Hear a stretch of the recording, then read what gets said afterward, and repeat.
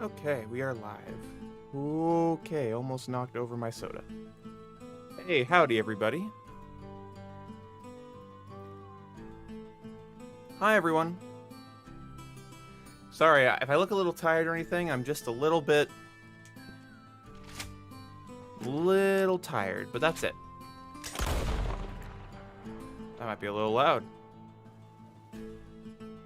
Hey, Cody.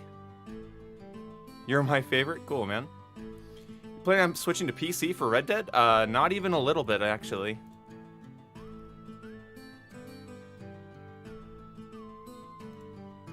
Not even a little bit, because this is where all my friends play, so. I'm gonna disable that and re-able that. Why can I not change the audio on my Elgato now? What the fuck happened there? Is Jason joining? Jason might be joining. It's 2 a.m. for you. Oh, wow. Well, don't stay up too late now, partner. What did I do?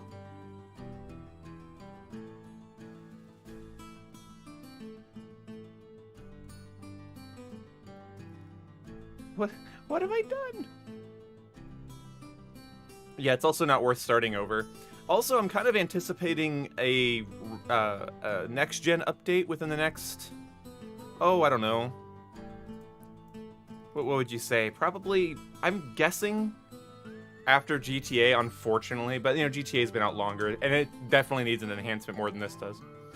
Started to free aim now. Hey, man. Awesome.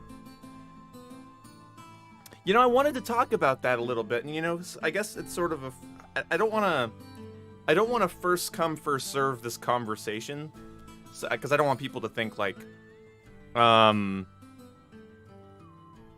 I don't want people to like come in halfway through and be like, what the hell are you guys talking about?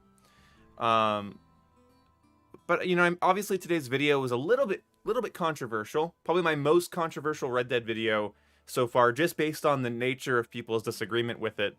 It wasn't like, oh, you're wrong, the game sucks. It was like they were pretty offended by what I said. And I thought it was interesting. Somebody made a pretty good point in my comment section.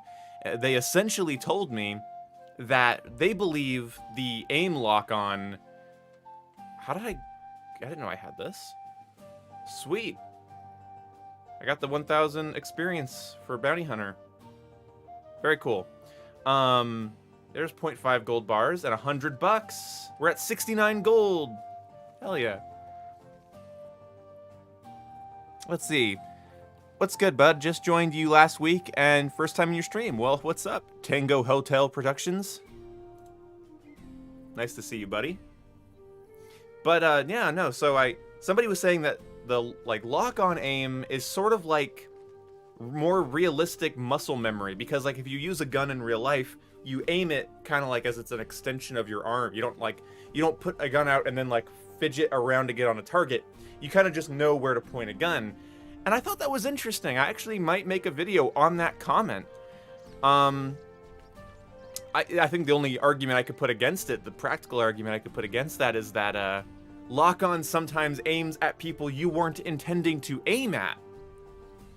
But, you know, that's interesting because, you know, so here's actually, here's my camera's a little zoomed in, so you're gonna see a little bit more of me than I'd like you to. But so this is one of my favorite Nerf guns, because I'm a huge geek and I like playing around with Nerf guns, because that's like an airsoft gun you can play with indoors and shoot your girlfriend with when she's being disrespectful. Anyway, so I actually use my Nerf guns to kill spiders. It might be a weird thing to talk about, but so essentially if I see a spider on my ceiling, I'm able pretty good now to click and hit it pretty well. I'm actually pretty good at it. And I like this because it's like a revolver, and you know, actually you can decock it and, you know, rotate the cylinder with the hammer. I actually really like this gun.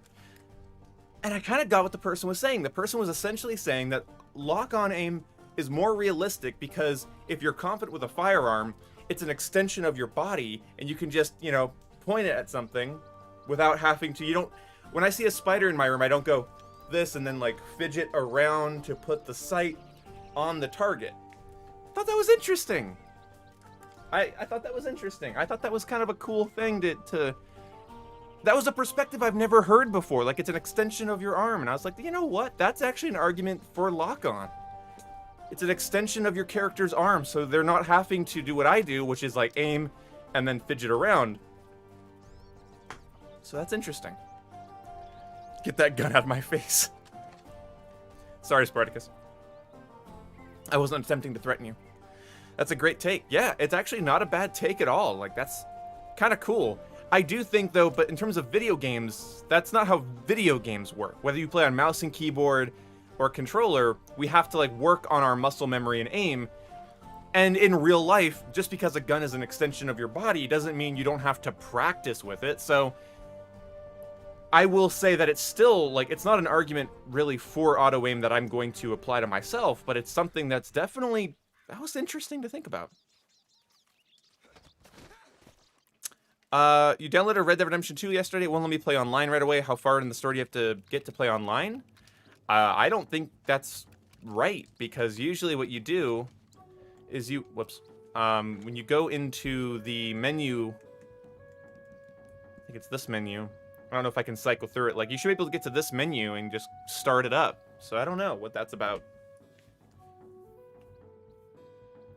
The auto lock is irritating when engaging with multiple targets. Yeah, that's the thing that, you know, you could just chalk that up to, you know, video games aren't perfect. But I would kind of chalk that up more to, like, I would kind of chalk that up to, that's what happens when you let software be your muscle memory, is that sometimes it decides, it overrides your ability to reason. So, somebody asked what the best role is for money, and I'm going to say in terms of cash, collector, gold bounty hunter, and then go for trader. Yeah, when you're in that, menu, hit RB to go to online, or R1. Thank you so much, Spartacus. What do you think about Tom Clancy? The X-Defiant?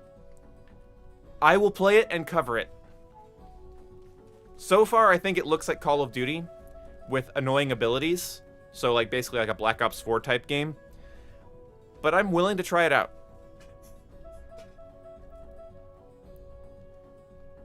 Free aim all day? Yeah.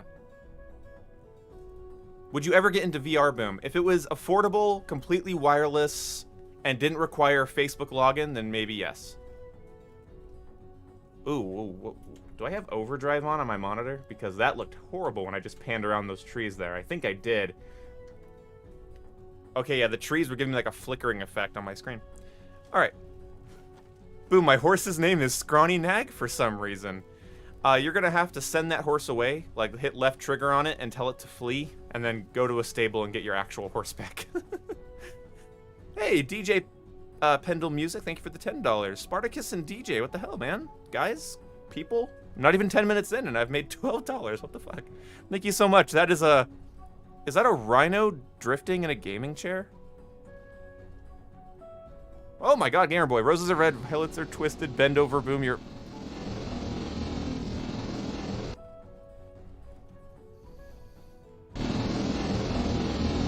I don't... Roses are red, violets are twisted, bend over, boom, you're about to get fisted. You spent $50 for that? Thank you guys so much. Thank you guys so much. I love that these Red Dead streams are welcomed. Thank you guys so much for the donations. DJ Pendle, Gamerboy Bathwater, and Spartacus. Thank you guys. You might think that I value higher donations more. I don't. The fact that any of you guys want to send money for this at all is impressive and confusing. That's awesome. Roses are red, Jake's are racist, boom is my new... Oh, okay, whatever, fuck you. Hate you. Alright, I have a question for people that have played more Red Dead than I have. I have come across so many wild turkeys in this game, but I don't know where they spawn. And I have a daily challenge for that. Is that the Undead Nightmare soundtrack? I'm trying a new playlist tonight, and we're gonna see if I get copyright claimed for it. It can't be helped. Time to bend over. Oh, Lord.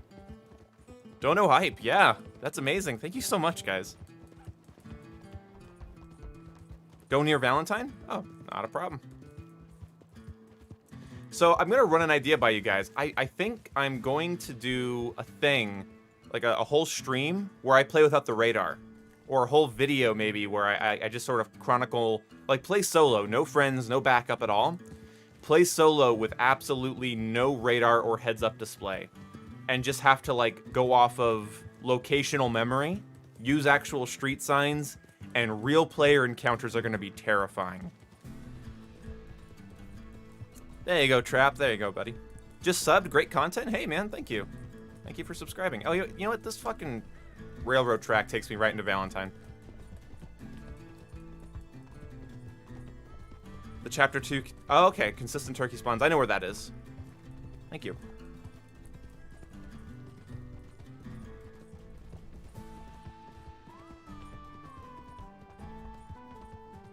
Yeah, so today I also... This is going to be kind of a fun stream. So I think there'll be collecting, bounty hunting... I don't know.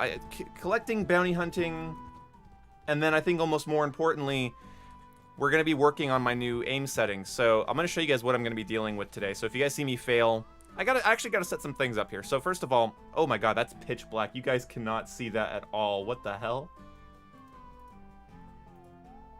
Let me fix that a little bit.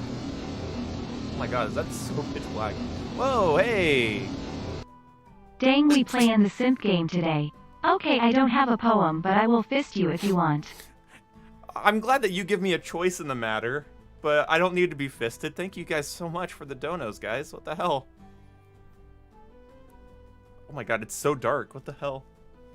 Thank you so much for the donations, guys. You guys are crazy. You guys are absolutely crazy.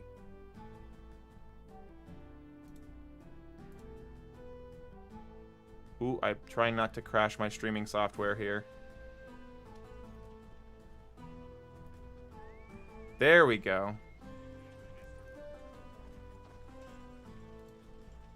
Okay, there we go. Let's see if that's... Now you can see stuff better. Thank you so much, Poise Killer. Holy crap, is that... Oh my god, that's 82 bucks within 12 minutes. What the fuck's wrong with you guys? There's something wrong with you guys. Okay, so basically, here's what we're going to be working on during the stream. I'm losing my train of thought. You guys are almost overwhelming me, but it's okay. So, something I do on PC, I want to try it out here. I've never done it on a console game. I have made my look-around sensitivity the same, or as close to the same as I can get, to my aim-down sight sensitivity. So when I aim my pistol here, that's my sensitivity. And then when I'm not aiming, that's my sensitivity. So it's basically the same sensitivity. Well, he pointed a... well, I was pointing a gun at him, I guess. I didn't see him in the dark, really. Whoops. I better get out of town real fast. Then we gotta go back to Valentine. But, so we're gonna be leveling up ability cards, seeing if I like this aiming setup. If not, I'll change it back.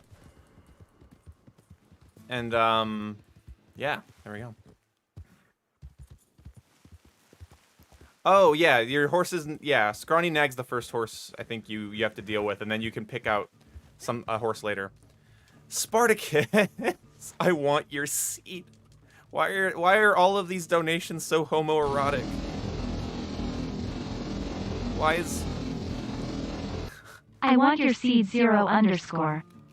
0_. Let's get to 115. Oh, Jesus.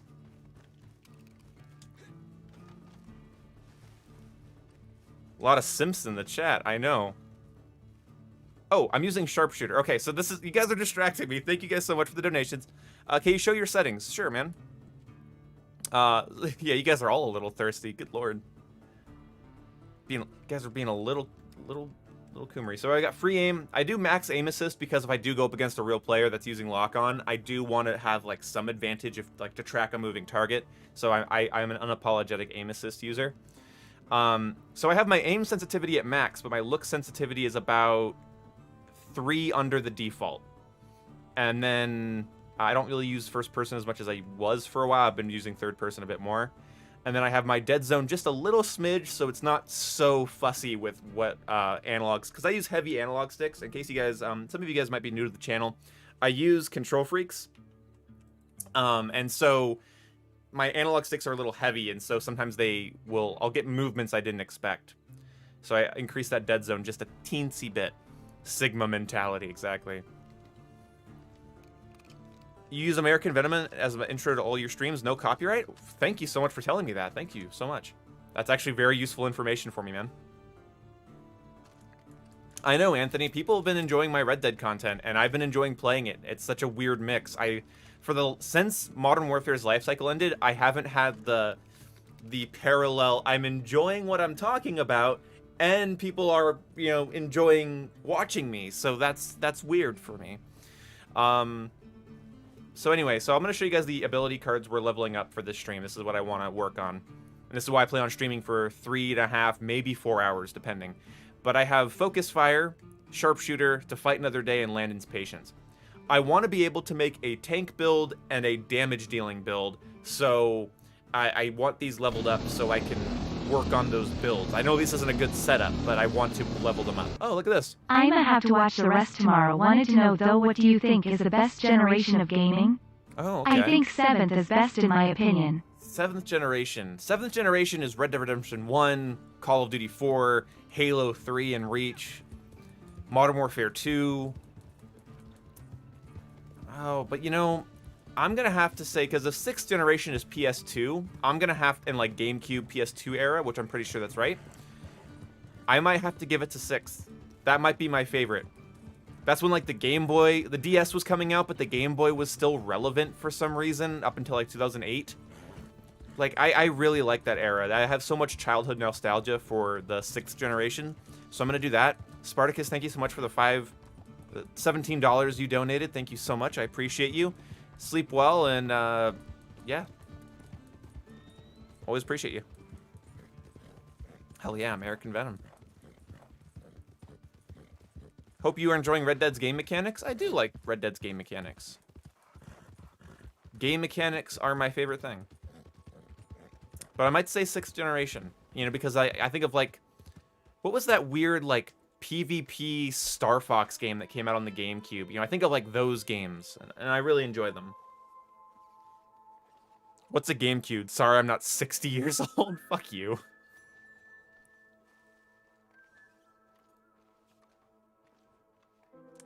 Oh wow, DJ. Well, that's awesome. I'm glad that there's some. I'm glad that works out.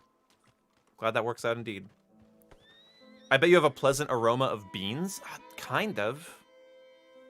I'd be lying if I said I don't smell like beans sometimes. I named my horse Beans, for God's sake. Star Fox Adventures. If that's the one where you can like split screen against your friends and like use vehicles to kill each other, then that's the one I like. Also, I'm pretty sure 007 Nightfire for the GameCube would also be a 6th generation game. So I'm gonna have to give it up for the 6th generation. Okay, what am I doing in town here? What am I doing? Oh, that's right. I was looking for wild turkeys. I just got distracted because of the donations and everything. Beans, I need you. We gotta go fuck up some turkeys. I want to get a couple daily challenges done, to sort of warm up my aim and everything and get into this. You start with the Atari 2600. Wow. See, my first game console I ever played was an NES. I played the original Legend of Zelda on an NES. It's very strange. Like, I absolutely adore Legend of Zelda as like a franchise, but I haven't really been able to beat Legend of Zelda games ever since Minish Cap. Like, every time I play them, I get kind of bored. Oh my god.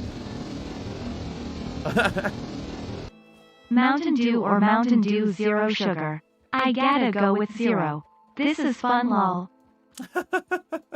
It's me, Poise Killer. Thank you so much for the $10. I like Mountain Dew Zero Sugar. I do the zero sugar stuff.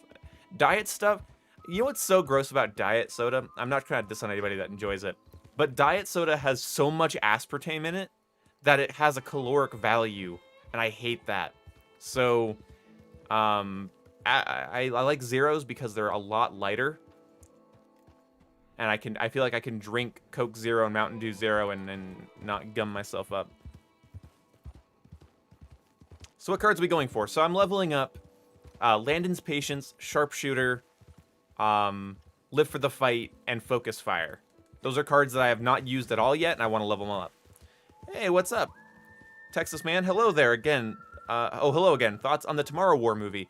I want to watch it. I want to watch it because it has Chris Pratt, and I've heard he's the best part of it. I've heard it's kind of a corny thing, but it's kind of fun, so I want to watch it. So that's my thoughts on it. I want to watch it, but I have not seen it yet. I'm currently looking for turkeys at the moment. Yeah, Texas Man, I want to watch it for sure. I don't like Diet Mountain Dew? Yeah, exactly. All right. I think turkeys. So someone said that it's over by the second chapter campsite, which is just up there a Hello little again. bit. Thoughts on the Tomorrow War movie?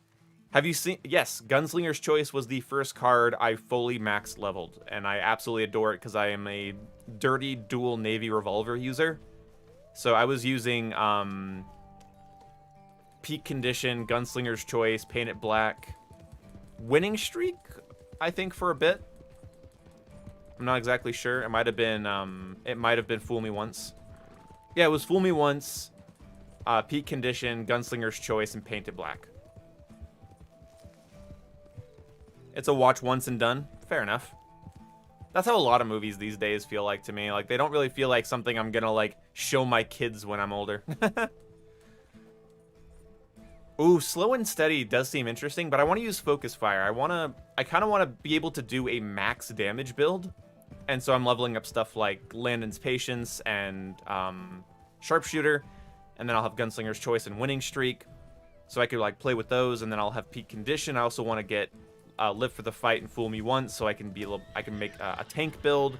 So I'm excited. You know, it's for any of you saying that I should, if you're thinking, you know, you could be leveling up a different card, I'll get to it in a bit.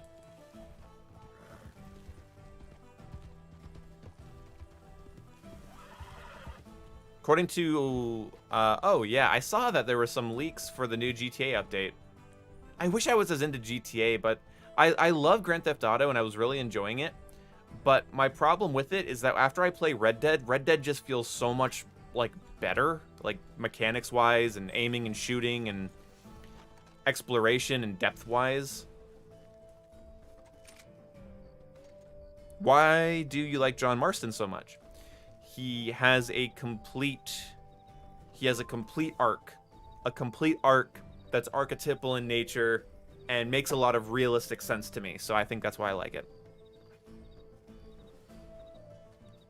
Bring alcohol to drink while you watch. It'll make the movie better. Okay. I might watch it with a couple beers then. What software do you use to edit your videos? I use DaVinci Resolve, but I'm wondering what other people prefer. I love HitFilm Express. I've been using HitFilm Express since 2015, and I haven't looked back. It's free, has some fun add-ons if you want to pay a little bit more money. But yeah, I don't know. Thoughts on Black Widow? Reviewed it. I'm not watching Black Widow. That's my thoughts on it. I really have a problem with the way that Disney deals with girl power movies recently, so I don't want to watch it for that reason. As much as I love Scarlett Johansson and I absolutely adore her portrayal of Black Widow, I haven't liked any of the promotional material, so I'm just not going to waste my time with it. Thoughts on Black Widow? Reviewed it. Gave it 4/10. Yeah, I've heard it's like a 3 to 4 out of 10 movie, and I don't like the MCU right now. I think the MCU is going to get beat to death until people are going to speak with their wallets and Solo movie that bitch. Like, Star Wars was on the top of the charts again until Solo came out, or Last Jedi and Solo came out so close together, and people were like, that's too much goddamn Star Wars. Stop it. And if you guys want, if you want to talk about movies, right? If you want to talk about, like, because I have so many things to say right now, so I'm not at a lack of words, I'm at a lack of pacing. Ooh, oregano. Well, that's good. I like hunting animals and then coming across the seasoning I need. Watch review to find out why I don't like it. Okay, fair enough, dude. Send it to me on Twitter. Yeah, I heard Loki was good, but every time I saw a clip from it, I was like, I don't want to shit on it because I know it's popular, but like, it just looks like quirky nonsense that I'm not into. I don't like a lot of that MCU quirky, you know, look how sexy Tom Hiddleston is, and look at all this weird multiverse, mind-bending, time travel-y stuff. I just don't... I want things that are more grounded. I want if the MCU comes out with another movie like the original Iron Man, and I know that's gonna make me sound like old thing better, but like, eh.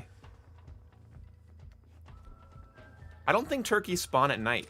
That's what I'm gathering here, because I recognize this area, and I do think turkeys do spawn around here, but I just don't think they spawn at night.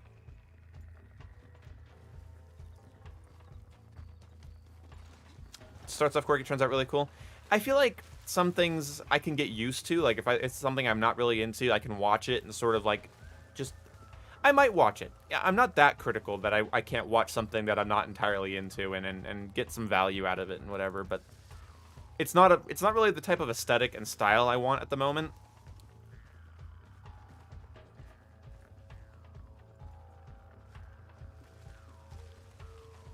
I trampled the turkeys with my horse and skinned them. Hey, Jason, nice to see you, dude. Go to Catali Pond. Where is that? Isn't that way the hell? That's up. That's up north. Yeah, it's right here. Hey, that's cool. I actually remembered where that was off the top of my head. That's pretty sweet. I don't have Twitter. I try to avoid gossip sites. Well, it wouldn't be a gossip site if you used it to link me your content. So, okay, strongest rifle in terms of damage? I think it's the Rolling Block, Springfield, Carsano, and then I know out of the repeaters, it's the Litchfield, but it's so inaccurate. I know I think out of revolvers, it is the Navy. Oh. Just had enough, huh? Thanks, thank you. Horse bucked me and took off. No, this person's gonna rob me. Think you could give me a ride to town? This person wants a ride into town. Can you do me the favor? Watch this. Watch them pull a gun on me. Come on now, please. I wouldn't normally ask a stranger like this. Watch this. Oh, you will? Finally, some kindness. Really? Thank you. Thing is, Uh-huh! I knew it! You dumb fucking bitch! Where's your friends? Whoa, whoa, game, come on.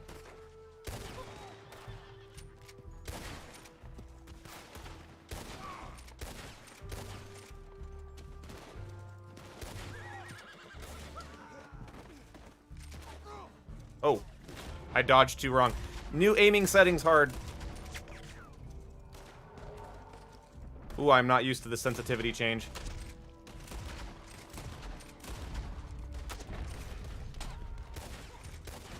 I'm gonna die to a random encounter? I'm not using my usual ability cards either, so my pistols don't feel as good. Whew. I knew it. I fucking knew it. If somebody ever stops you on the side of the road and is like, hey, my horse bucked me, but they're like, it's like, yeah, but I don't have a horse. You don't have a horse here to prove. Like, if somebody's laying next to a dead horse, they're usually not a bandit. But if they're just like, oh, my horse bucked me, it's like, no, no, they didn't. No, they fucking didn't. Oh, those are just, yeah, these are just NPCs. A real player would have kicked my ass there. I'm not used to my new aiming sensitivity yet.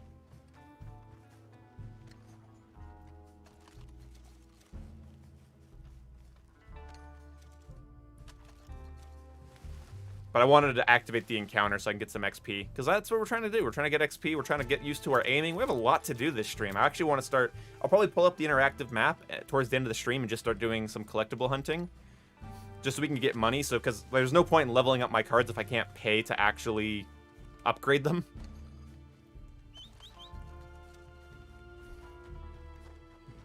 But so we were talking about movies and stuff, right? And I kind of lost my train of thought a little bit. I like good feministy stuff, and that might make some of you. I know my audience, so a lot of you are gonna, kind of recoil at that, and you damn well should, because, well, those words don't have a good connotation at the moment. But I mean, I like actual feministy stuff, and you can tell the difference. Super overpowered women that are just like badass for being badass, and the story depicts all the men as stupid or out of touch or outdated. the sort of the if it gives you that future is female vibe, I don't like that. Like, you know what my favorite, like one of my favorite animated movies, I'd say top 5, top 6 maybe. No, I'll say top 5 favorite animated movies is Mulan. I absolutely, hey, 69 viewers.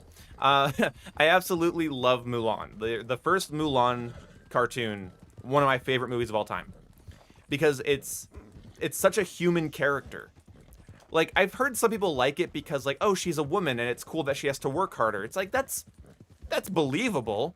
But the reason I like it isn't that, haha, the woman is weaker and she has to use her intellect because she's so feeble. Like, that's sort of like the tone I hear from it. I don't like that tone. I like the tone that it's a human. And it's a human being overcoming their obstacles. And I think it's important to phrase it that way. You know, why do you think we like, especially when you're a kid, you really like stories of kids? You like a story of like a kid having to like deal with an adult world.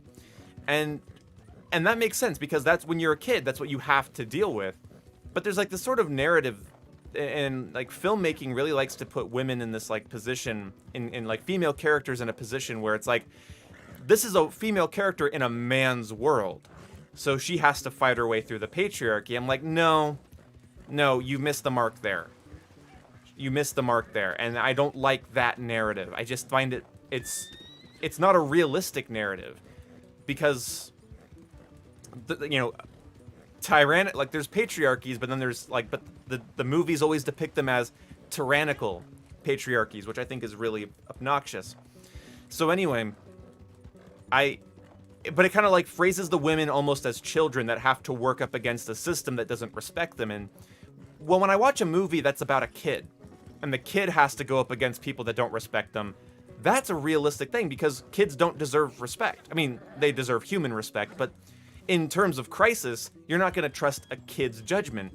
So, but then you have the problem where you have movies, hopefully this is all making sense, but like, you have movies, right, where the kid is so much smarter and so much more capable than the adults. You know, you have, like, the whole point is that you have these seasoned adults, and yeah, they're more responsible, but they just don't get the kid, right? They're just too stupid to understand the kid. And, I hate that. I absolutely fucking hate that. And, like, the kid's somehow smart because that's what the power fantasy is. And, you know what movie deals with that in a really positive way? Iron Giant. If you want a movie that deals with sort of the underdog child character going up against authority, or you know, the Harry Potter, I would say the Harry Potter movies do it really well, and so does Iron Giant. You know, I think those are some good examples of how to do that type of story. I think Mulan's a good idea, how to do a story about a woman in that category. But also, we're so accepting, we're way more accepting than certain people would like you to believe when it comes to like powerful, competent women.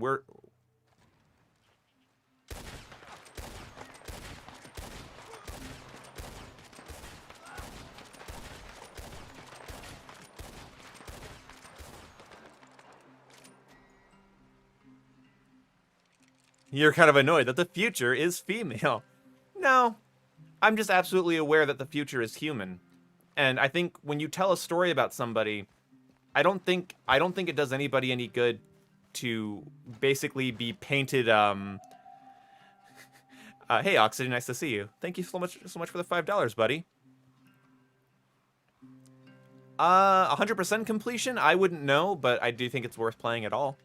I think you got him. Yeah, Jason has defensive mode on.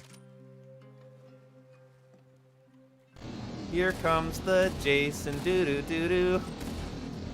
Where are you going? How Come goes back. it, Mr. Boomheart? Nice to see you, Oxygen. Nice to have you. Jason, what are you doing out there? You can tell stories about people overcoming different types of adversity. Nice hat shot defensive mode, prick. Oh, you're using fucking defensive mode. I'm not fighting you. I'll fucking change sessions, buddy.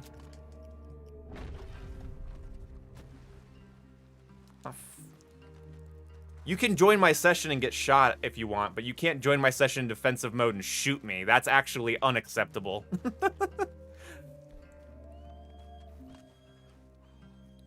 join my session in defensive mode like a fucking baby. So yeah, I don't know. It's hard to make... It's hard to write good stories, and it's hard to explain to people that... Oh, are you not in defensive anymore?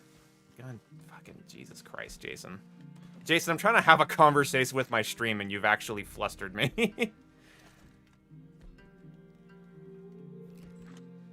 Hold on a second.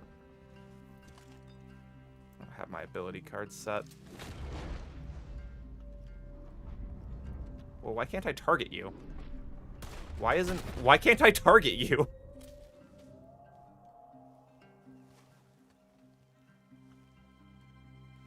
Oh no.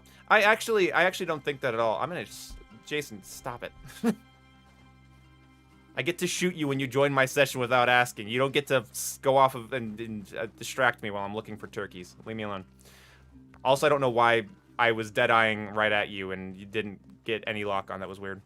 You shot me first, you started it. You joined my session, that means you started it. That's how it works. So anyway.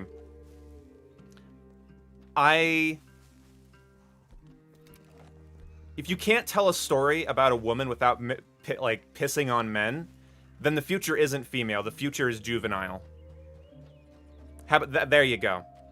If you want some facts, then there you go. If you have to say that men are the problem, then you're no more than a child, because then you're pushing up against this sort of... Well, you're pushing up against competency statistically. If you're pushing up against men in general, and you know, you get these like actresses saying, "Don't come to the movie, men. This movie's not for you, men." It's like, well, Lord knows the average theater goer is not a... Lord knows the theater goer is not a patriarchal man of power, so that doesn't make any fucking sense. So then the motivation for the type of feminism I'm talking about, which is not that women are powerful. Again, I love good, strong women films. I love one of my favorite characters in Deadwood is Trixie, which is a whore turned mother who goes through so many trials and tribulations. You see the emotional manipulation played on her, but you also see her strength through it. Like, you can tell good female stories, and men will listen. Men will play Tomb Raider. Men will play Horizon Zero Dawn. Men will play The Last of Us. And men will appreciate good, strong female characters.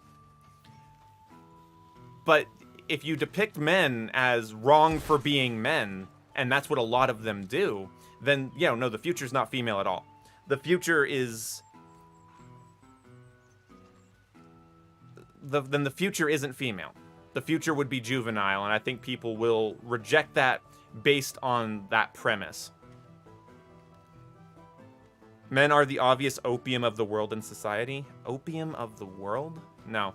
See, there's a reason men went out and died for thousands of years, right? And there's like an archetypal side to male storytelling and the hero archetype. And there's a reason that most of like the biblical stories are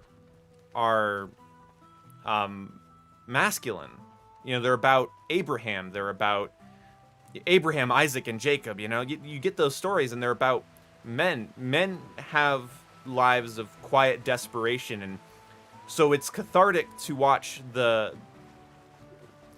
characters of the gender that go out and die by the thousands. You know, that's what's sort of fun to watch, because then you watch men willfully take on responsibility for children, responsibility for women, responsibility for community, and you watch them take that on.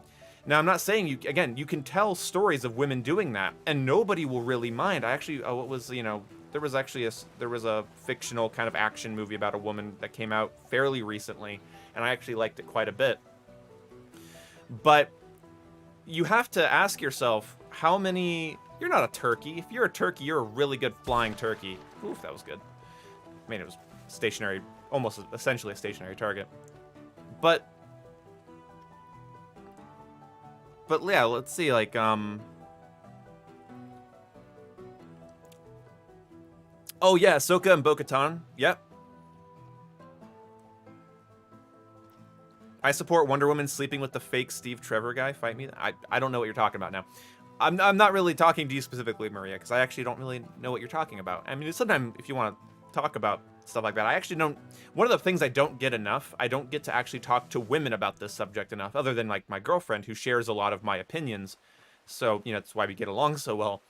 And she better because I'm a man and I'm always right. But either way, what essentially, there are no turkeys in this game. I swear, when Rockstar sets a daily challenge for turkeys, they just, like, despawn them all. And then again, I keep firing my guns, so. Anyway. Yeah, and they're, like, that's the thing is, like, most men that sort of cuck themselves and do this whole, like, the men that are saying stuff like, oh, Future is female, and I need more female characters, and I'm so happy for... You're done. It's no use. There we go. You know, you have these men. A lot of them, they do it. They're. Well, what's the meme that I have saved on my phone? It's like, days since male feminist outed as predator, 0. You know, a lot of them, they're kind of these sheep's in wolf's clothing, because for a man to genuinely believe that his own, to feign the belief that his own gender is at fault, is such a. It's a disgusting premise. And I'm traditional, but I'm not like women need to be in the kitchen traditional. That would be fucking insane. You'd have to ignore history and practicality. You'd have to ignore history and practicality in order to believe that. Like, honestly, you would. You know, if you just, like, stop making women strong and powerful, okay, well, there's something wrong with you then, and that does scream as insecurity to me. I saw some, like, okay, for instance, I saw some dudes complaining that the military officer lady, general, sergeant, major, don't know, in the Halo Infinite multiplayer trailer, I don't remember her name, but she's this black woman, and she's, like, sort of like the main sergeant person in the multiplayer academy, essentially, and that was something that was... People were mad. They were like, this is, you know, they were mad. I saw some people mad about that, and I think that's ridiculous. I think that's absolutely insane. Like, the idea that a woman couldn't be a genetically enhanced super soldier in a fictional sci-fi world is like, that's, okay, there you go. There's some self-consciousness you got there. You're a white-headed... Oh, well, why does my skin color matter? Why does my skin color matter when talking about movies? I really don't think it does. I really think that's a very bad way to look at things. It's a very disgusting way to look at things, actually. Have you tried the GTA Online? I have tried the GTA Online. I've played a lot of GTA Online. But it's not interesting me at the moment, because I've been enjoying Red Dead, despite this game's startling lack of turkeys. I'm trying to just run around and wait for them to spawn. But they are sneaky little fucks. Yeah, there are records of women fighting in the fields, and so what?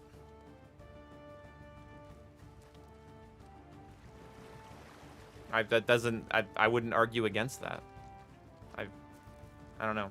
I think it's really easy. I think if you are being genuine, I think it's disturbing, because I feel like you're projecting a personality trait on me that I don't have.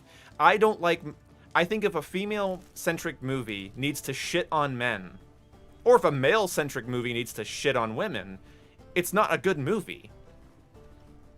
It's just not a good movie. But I think to ignore archetypes and to ignore the differences in gender and to ignore them and act like they're not real, and everything's predicated on power, and everything's predicated on who has the most privilege in any given situation, that's a terrifyingly deconstructionalist Marxist view, and it's gross. It has no place in a functioning society. It just doesn't. Try Emerald Ranch for turkeys? I think I will. Because this area... I've never... See, I do think the game really limits the spawns of animals it wants you to deal with. because I've never once in this game come across only one turkey traveling by himself.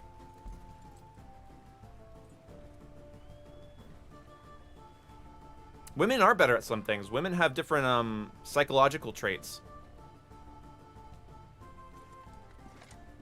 You know, there's certain things that women are actually better at, for sure. And I wouldn't argue against it. Like, I genuinely wouldn't argue that women are better at some things. I think women, yeah, they're better. They can be better at intimacy, but they're also better at manipulation. Like, we have studies that prove that women lie about big things way more often, and they play manipulation games way more often than men do.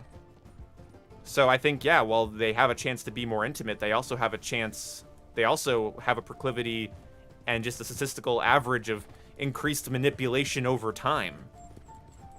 Like, men will lie about how many cheeseburgers they ate, or how big a fish they caught, or how big their dick is, but they won't lie about their feeling. You know, women fake compliment each other, men fake insult each other. That's actually kind of a good distinction to look at in the social sphere.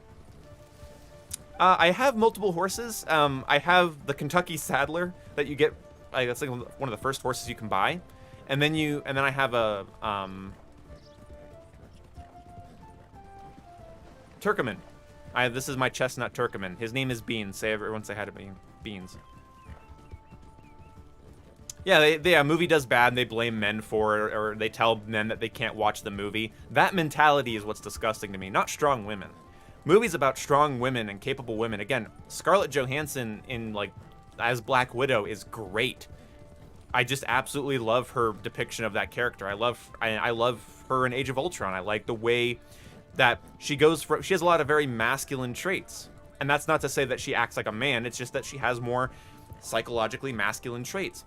But they tapped into her femininity with her being able to calm the Hulk, and her being able to speak to the beast inside of Bruce. I think that's amazing, because that's exactly something that women are amazing at. So the story of Beauty and the Beast. Hi, Beans. Nice.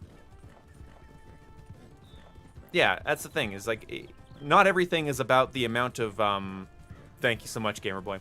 It's not always about the amount of privilege or the amount of stature that a certain race or skin color or something has. It just absolutely isn't. It's I mean, hell, if I wanted to be simplistic about it, because maybe I'm trying to, it's harder. If I was just sitting here doing a podcast, I think it'd be a bit easier for me to verbalize this, but I think it comes down to, do you want to make a good movie, or do you want to make a point? Because good movies make points, but if your point of your movie is to make a point, likely it's not going to be a good movie.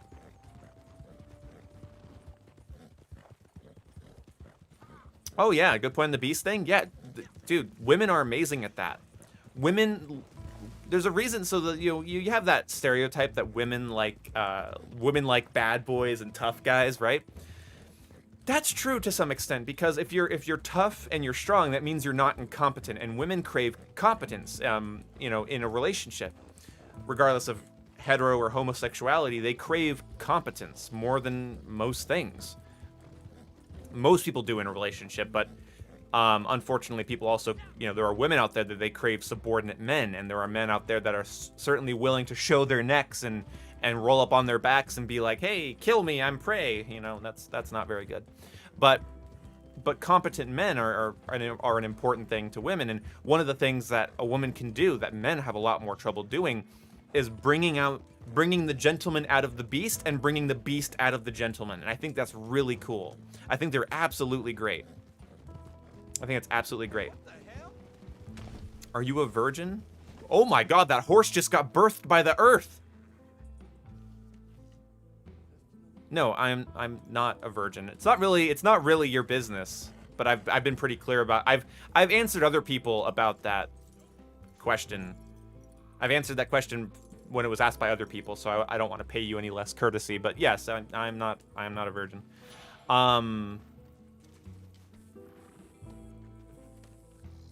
Okay, so I'm gonna look for turkeys around here. Now, I've been in a relationship for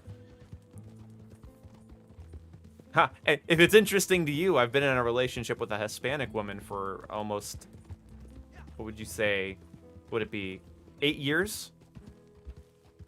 So I've been in a multi-ethnic relationship for 8 years. If it's any business of yours. What's your sidearm setup? Oh yeah, I have Navy revolvers. I use them dual wield usually because I use Gunslinger's Choice. And I found that using express and high velocity actually works pretty well, or split point in both for accuracy's sake.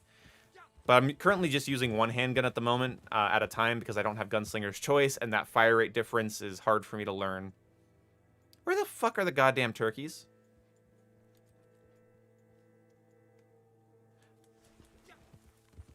Endgame or Age of Ultron?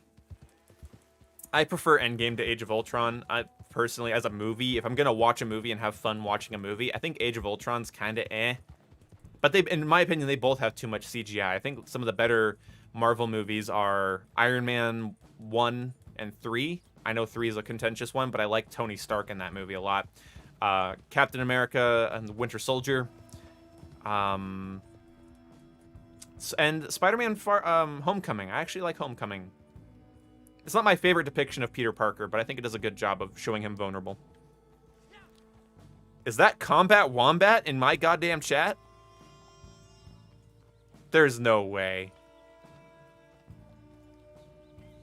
This is a Chestnut Turkoman.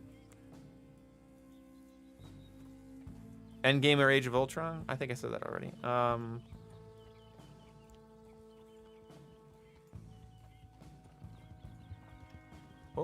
Oh my god. That is the prettiest player I've ever seen. The little pink dress and everything. They almost hit me though, because I was looking at the chat. What's up, Combat Wombat? It's really weird seeing you in my chat. Red Bread Online, yeah. Okay, well, hi, man.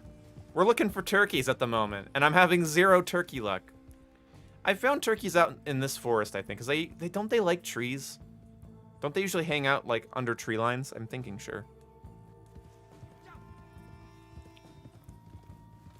How do you feel about manga doing better than comics? I think that kind of makes sense to some degree. I think people that are into stuff like manga are more likely to read manga than comic fans are willing to read comics, if that makes sense. Did you like Civil War? I enjoyed watching. It's a funny movie. I would have done it way differently if I was in charge of it, like I would with most MCU movies, but I liked it. It was good. PP or poo-poo? Well, that's an interesting one. PP or poo-poo? PP or poo? I'm gonna go with poo-poo because it's you know, it's funnier. New Hanover? Yeah, this thing is I usually come across flocks of turkeys all over the place, but I've only come across one. And usually this is around the area that I do find them. Why not both? That's true. It's a mascot, I swear. Did you watch Loki? I have not seen Loki yet, no. I might sometime.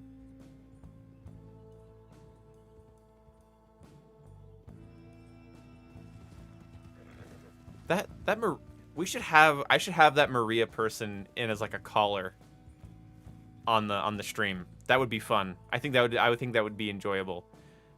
Cuz I mean, and that's mostly me being sassy cuz I'm pretty sure they don't really know how I am.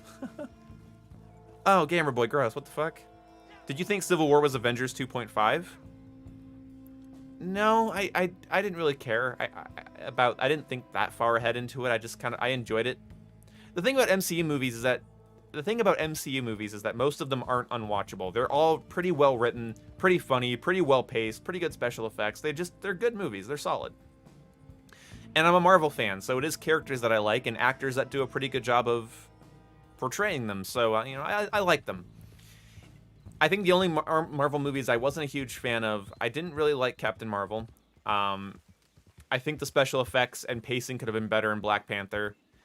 I didn't bother to see Spider-Man Far From Home. And maybe I should. But You usually find them in Lemoyne? Well, everybody has a million different places they find turkeys. I'm done looking for turkeys. I'm not spending the stream looking for turkeys. I'm gonna go do bounties. God damn it. Hey, Ghostly Wolf. I'm fine. The chat's okay, I hope. My girlfriend's alright. And my dogs? I guess they're fine. Yeah. Yeah, you have to kill turkeys to collect them. They usually kind of fight back if you try to skin them alive.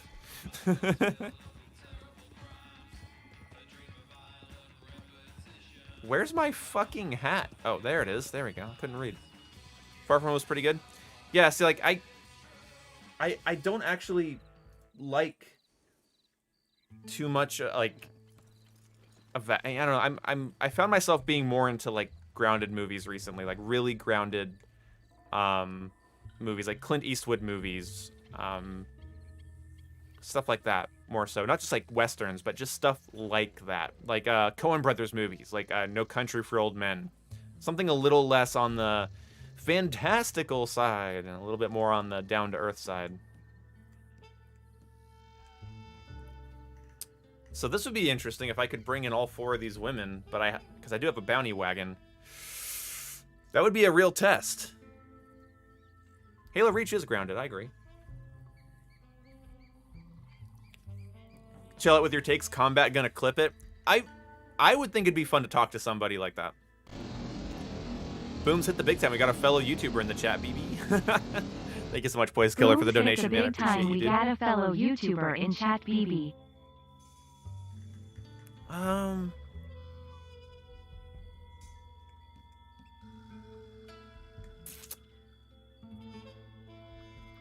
Oh yeah, I got that wagon. Oh, let's do it. Let's see if we can do it. We're probably gonna fuck this up royally. Like, let's be real. Evening, partner. Fucking kill you. All right. I'm anxious. I'm antsy now, cause, oof. Did you watch WandaVision? No, I haven't really been. Let me answer all MCU questions with this. I have not very much so been into the MCU since Endgame. After I watched Endgame, I have put 0 time into watching any other Marvel thing because I just feel like I'm burnt on it. And I don't really like where they're going with it. I don't like the tone of the films. I've been a little bit more into...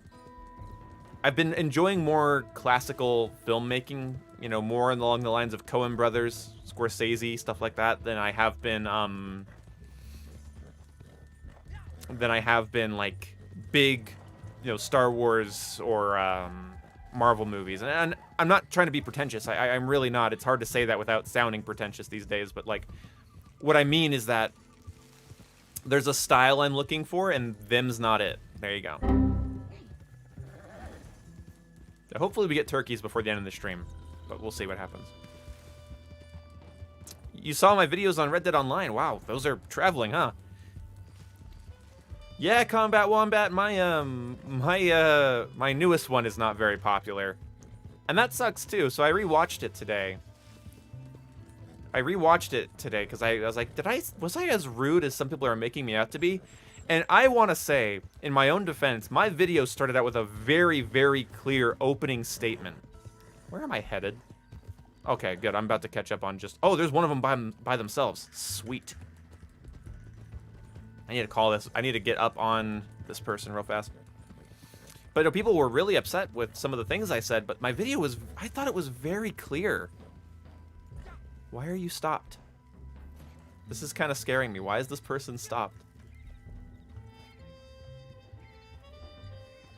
Are they glitched? I don't care. Get off your horse. You're mine. Whoa! They all escaped at once! Holy shit, Rockstar! What the hell? Please, think about what you're doing. Oh,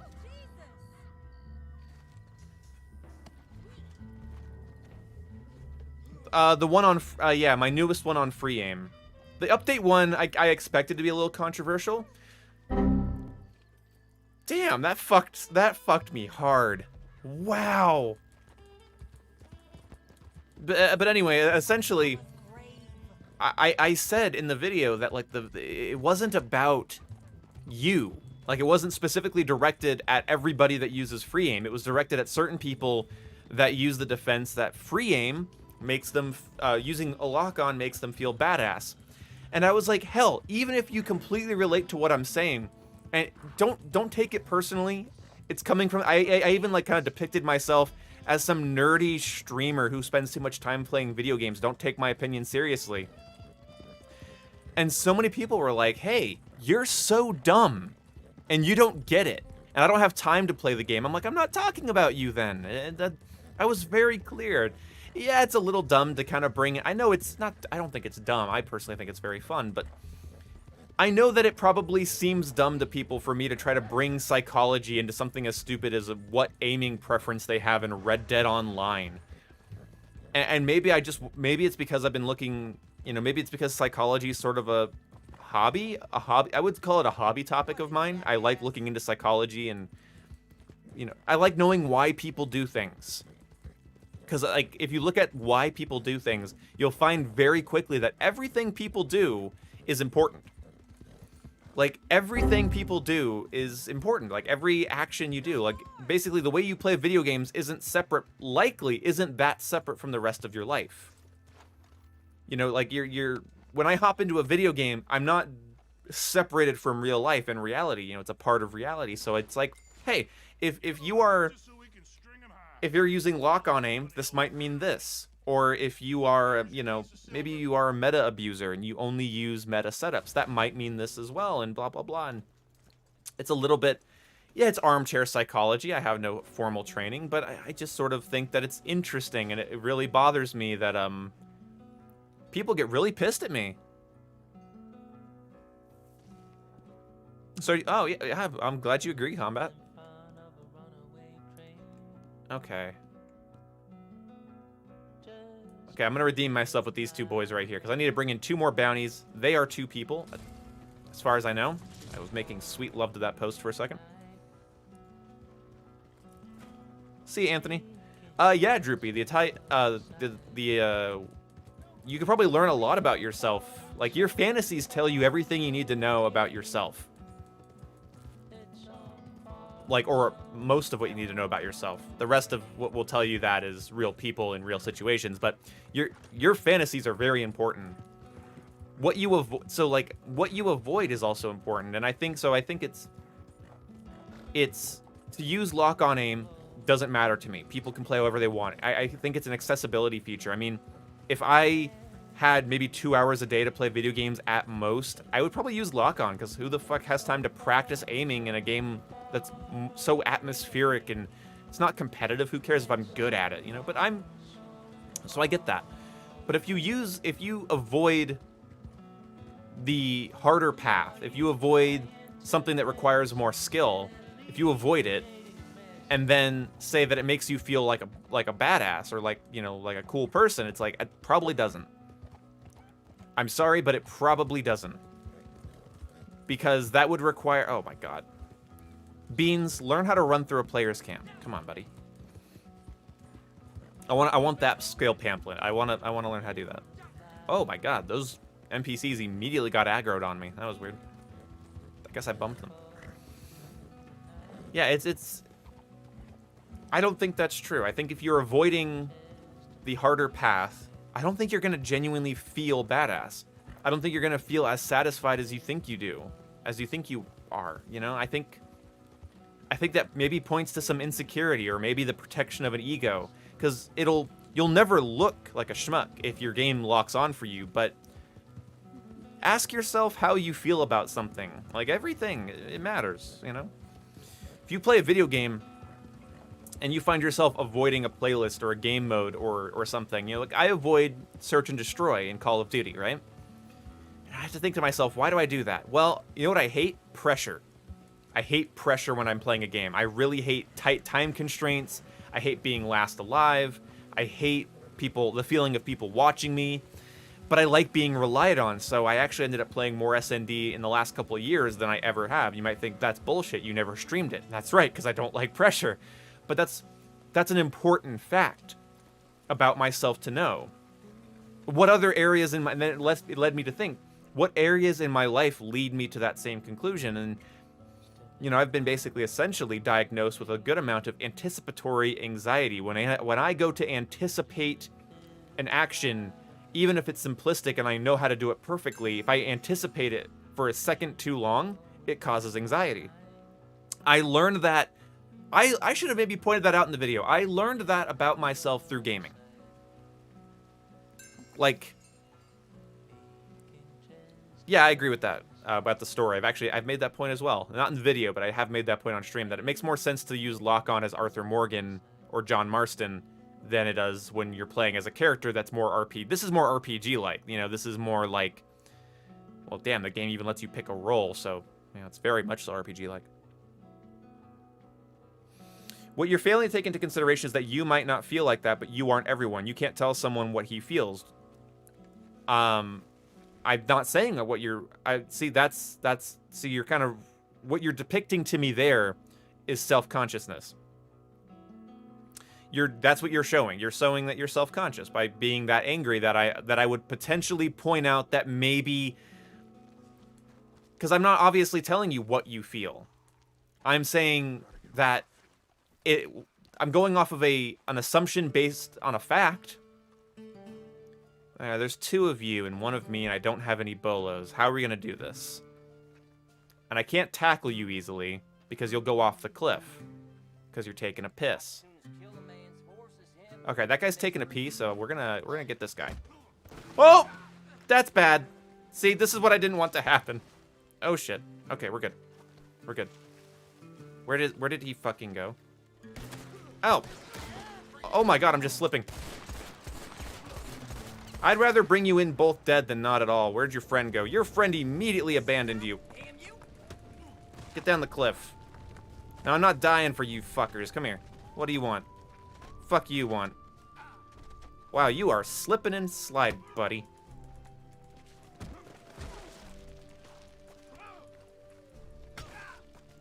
But the thing is, so when I tell you what what you're hearing is me saying you don't feel this way or this doesn't work for you, is I'm basing that off of a fact. And the fact is that humans crave challenge. So you would be kind of a technical anomaly to get genuine satisfaction from the easiest route. I'm talking about genuine satisfaction, not contentment. I'm not saying that I'm not saying you're not content. Clearly, people can be content doing meth in an alleyway. Like, what are you talking? Like, obviously, you can be content doing whatever the hell you want. But are you genuinely satisfied with where your life is? You know, probably not. Like, that's probably not it. And that's worth thinking about. It really is. It really is absolutely worth thinking about.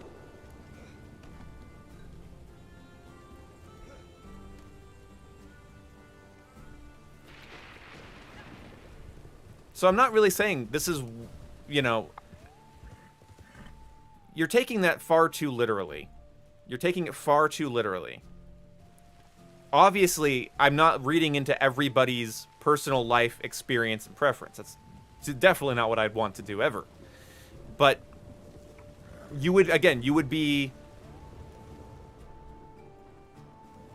there are certain places that have tornado warnings, right? But if I said in a video, you're probably not under threat of a tornado, how dumb would it be to comment, actually I am? It's like, well, most people aren't, so there. Like, I'm going off of most, obviously.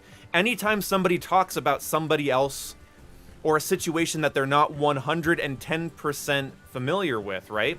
Every time they do that, they're obviously talking about the most likely case scenario. And I'm not really arguing with you. Somebody said more internet arguments. I'm not really arguing. I'm trying not to, at least. What I'm trying to say is that I think you've misunderstood me. It would be very strange. It would be very strange for me to hear that somebody could prove to me that they are genuinely impressed with themselves and flattered. Not flattered. They're genuinely impressed in some way with their own behavior in a system that is doing everything for them, or the majority of the more difficult things for them. Who the fuck is... what? Is this the guy I aggroed at the beginning of this bounty? Because... What the fuck? Who was that? That's not the... Is that for the bounty? Because, like, usually they send more than one.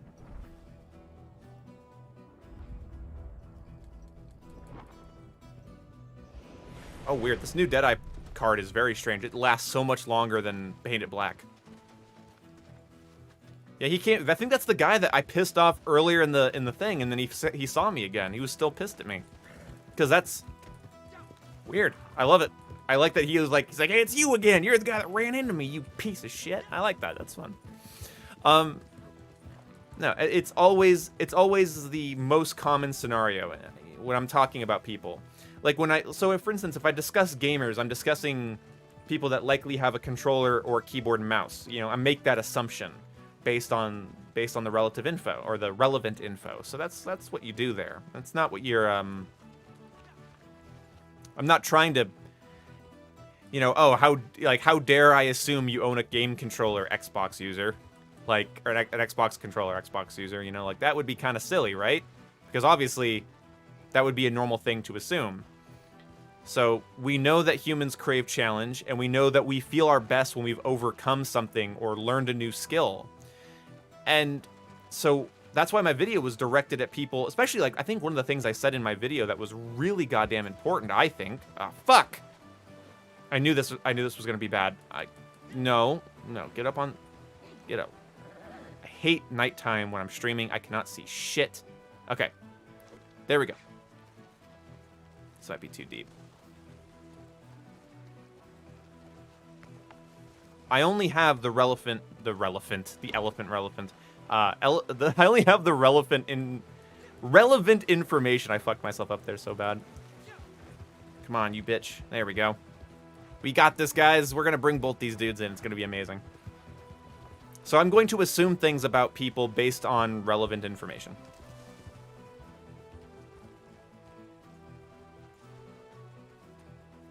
Yeah, the new update, I will admit, as time has passed, like almost a week has passed since the update now, or about a week has passed since the update, and I will say I've already it's lost all of its novelty for me. Now they are just missions that I can choose to do. And I got pretty lambasted for saying that that's a good update. And again, like, people I think assume that I meant that it's the best update they could have released, but like I just think it's cool to add more content. Like, that's all I mean. Like, objectively, a game going, here's some stuff you haven't played yet for free. Cool. That's just not what the game really needed. You know, I'd almost switch places with you. It's the same auto aim. It's auto aim, so the game does everything for you. That's not the case. It is. So in Grand Theft Auto, well, it's not entirely the case, obviously, but in some cases it is. And the reason I say that, it's not without reason. So in Grand Theft Auto 5, most of the stressful situations in GTA Online involve being able to drive. So anytime Rockstar wants to stress you out in GTA Online, they make you drive. They make you escape police officers or military. They make you go from point A to point B very quickly with a certain time span. And that's important to realize. So think about that for a second. Follow me here if you can. Is that American Venom playing? Amazing. I will talk about that in a second in American. I actually really like Jonesy Wales as a movie. But every stressful situation in Red Dead involves having to kill.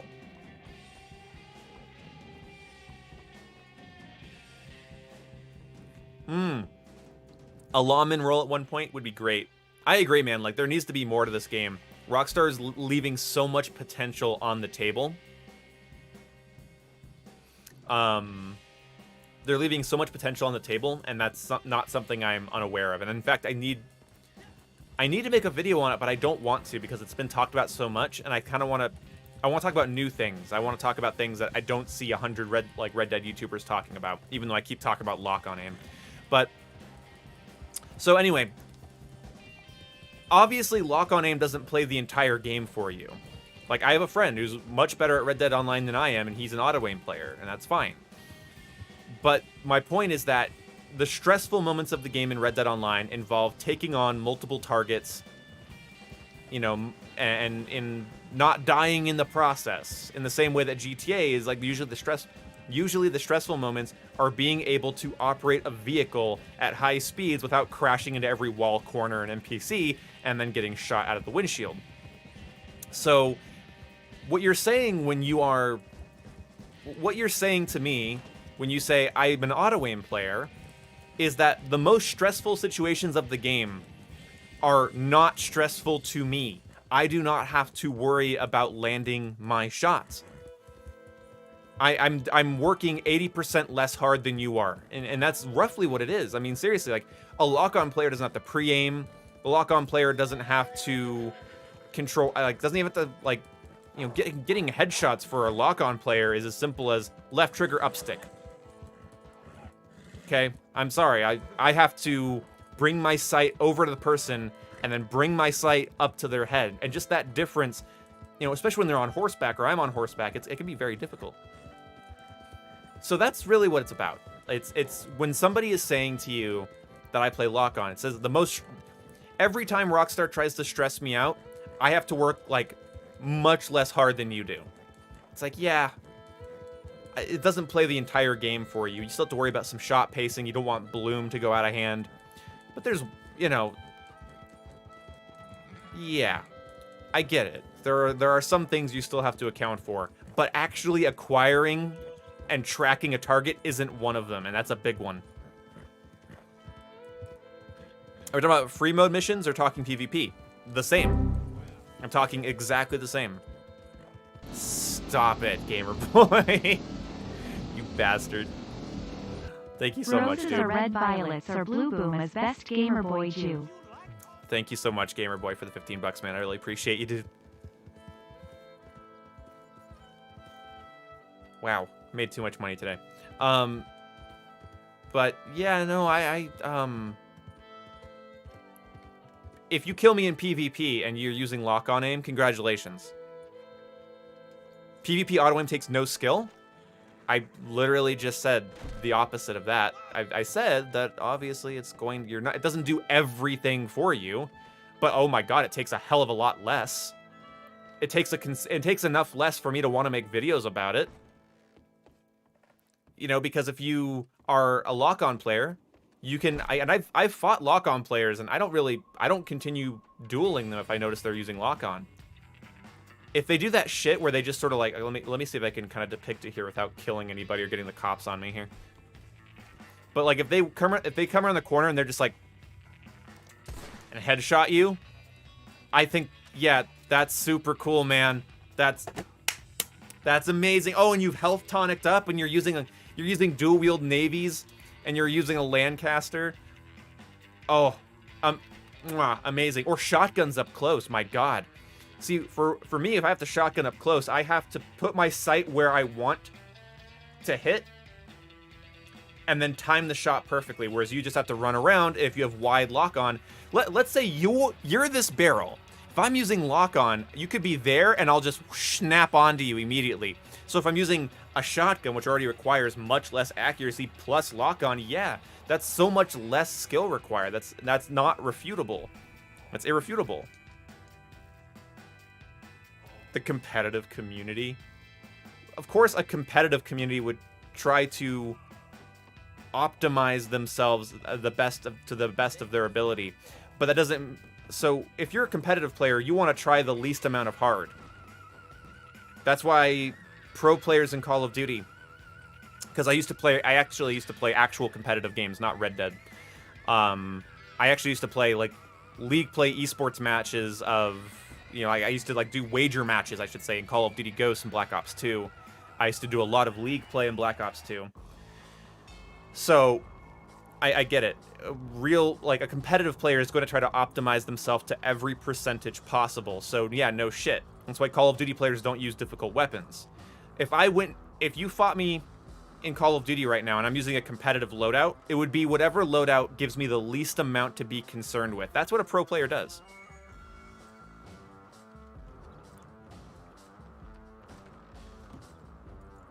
And I know maybe you haven't gone to a debate course or at least one worth a damn, but if you're about to argue from authority, it's gonna fall on deaf ears. Because we could sit here and talk about how much and how many different games we've played and haven't played over the years, over and over again. We can just go back and forth. Well, I played competitive COD. Well, I played competitive Halo. Or I played competitive Red Dead. You don't understand how this works because you haven't, put this many hours in. We can compare hours played, time played. We can just do all that. So arguing from authority doesn't change the actual facts. And I think you're a little self-conscious, and that's okay. Because usually to argue from authority, you have to be self-conscious. So the way competitive works in games is you attempt to minimize error wherever it may be at all times. Wherever it may be at all times. So low recoil, high bullet velocity, you want, if lock-on aim exists, then you use it, because why would you put yourself at a disadvantage if you're if you're competing? So that's inarguable. That's inarguable. Yeah, I agree. Like, how can someone else's opinion have such an offense? Yeah, I agree. Because I like talking about things, even things I disagree with. I like having discussions about things, but it's like, well, you see, you think lock-on aim is, of course, like, lock-on aim against a competitive Red Dead player is going to be different than auto aim in general, but I would say the percentage of people that play Red Dead competitively and they consider themselves in the comp scene of Red Dead, like the actual comp scene, that's less than 1%, seeing how Rockstar games are generally the most casual games on the planet. That's why they have lock-on aim. Rockstar games has lock-on as a setting because they're for the most casual audience, like most of the time. It's why I'm enjoying it currently, is because it's a more casual experience than something that I normally play, like competitive Call of Duty or Halo or anything like that, which is, requires you to aim.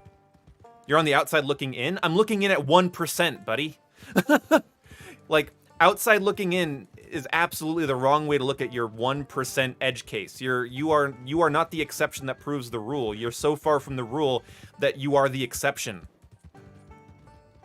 Red Dead is not a competitive game. There's a comp scene for everything, dude. There's competitive everything these days. Hell, there's competitive speedrunning.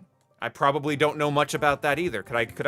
Would it be okay with you if I reviewed Red Dead on, like, Red Dead Redemption 2's campaign without talking about speedrunning? Would that be okay with you?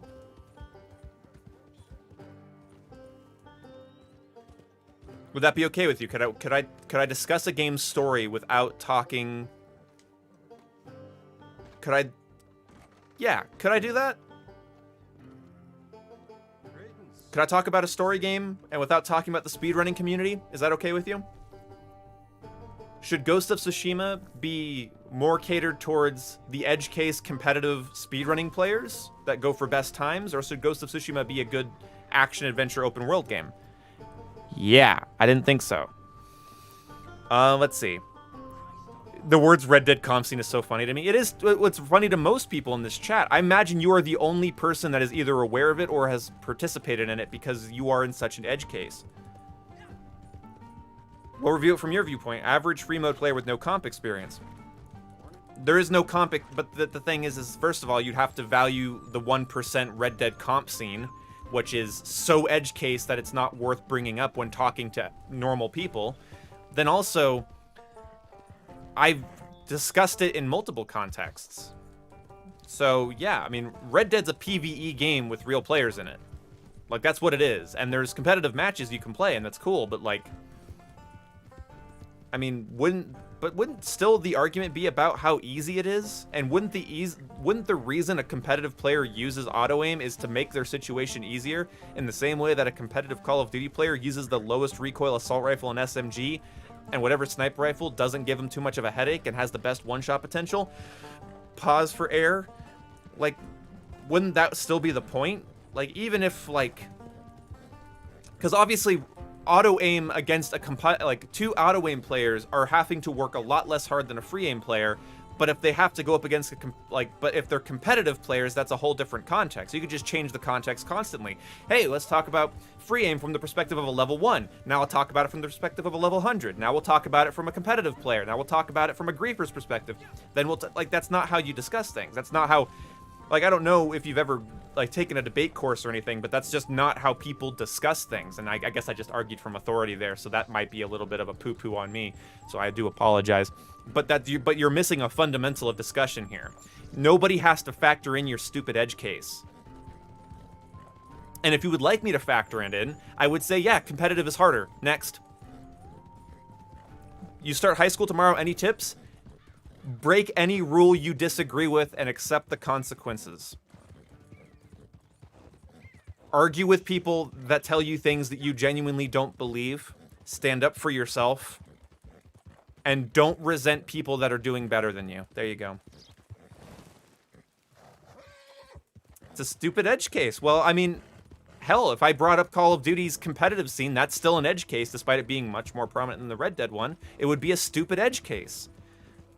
Talking about general Red Dead Online is what general Red Dead Online is. If you would like me to talk about it and factor in your edge case in my next discussion, I'll say I could I could wrap it all up in a single phrase. I could wrap it all up in an entirely single phrase. And by the way, the term pretentious means to be pretending. I'm not pretending anything. I'm actually talking pretty straightforward here. Maybe I sound rude, but that's not the same thing as pretentious. And I want to talk about that Jonesy Wales thing that was brought up earlier, because that movie was actually very cool to me. But what I would like to say is that lock-on... So Jason just nailed it here, and everyone, I think, says the same thing. It's undeniable that lock-on aim is less skillful than free aim. It's not devaluing the skill of a lock-on player. It's easier, and they have to work less hard. Exactly. If you were to factor in the competitive edge case of every... Because you have to understand, you are less than 1% of the Red Dead population if you even know the comp scene exists. So the moment you put anything in that context, right? So you go, where is... I want to talk about the comp scene. It's that's obviously going to be much higher. A higher skill, a whole different game. When as soon as you load up Call of Duty, right? So you go play Call of Duty, you go play Team Deathmatch in a public match.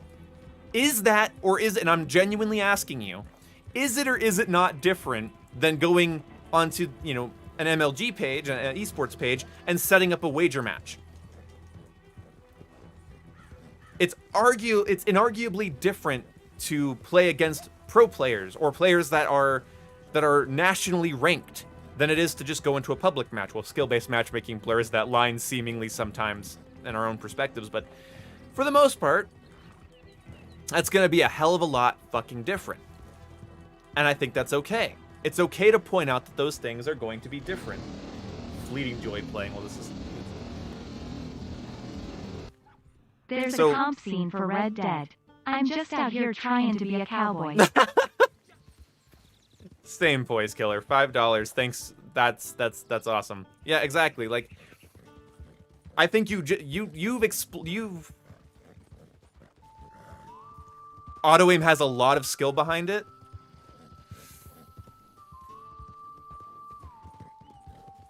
Narrow, wide, or standard.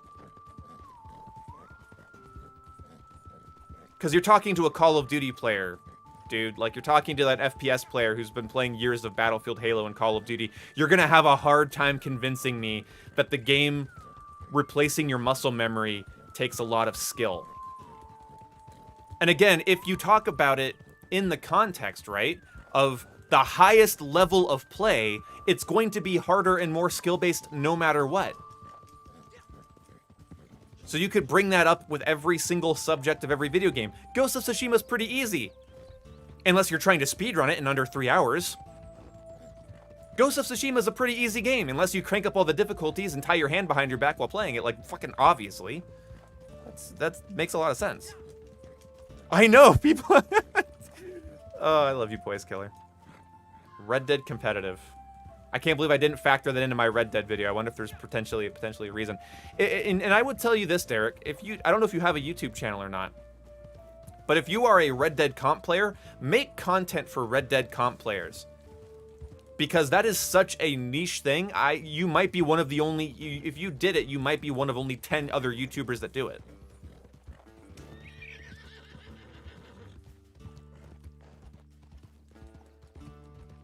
Derek, your reasoning center is damaged in this context. I'm not trying to say that to be mean. I am a little, because like I will admit that talking to brick walls often annoys me, but I fully understand the comp scene, dude. I've been playing like competitive shooters since I was 9 years old. I've been playing video games since I was 9 years old. Like, I get that a comp scene would be more difficult. I've played PvP in this game too.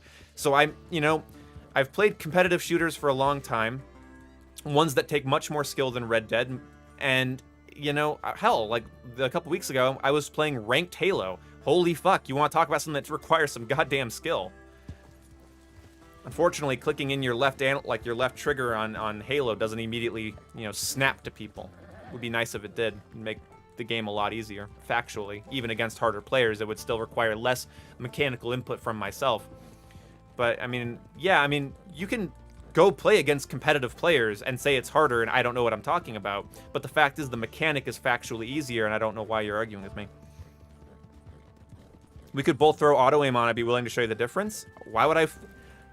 See, yeah, that's self-conscious, dude. I'm sorry.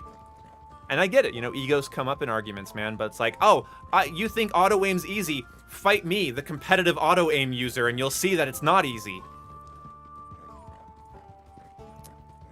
If that makes sense to you, if that line of thinking makes sense to you, then there's no point in continuing this conversation. In similar fashion, there's no point in continuing looking for these goddamn turkeys. They don't exist. I give up.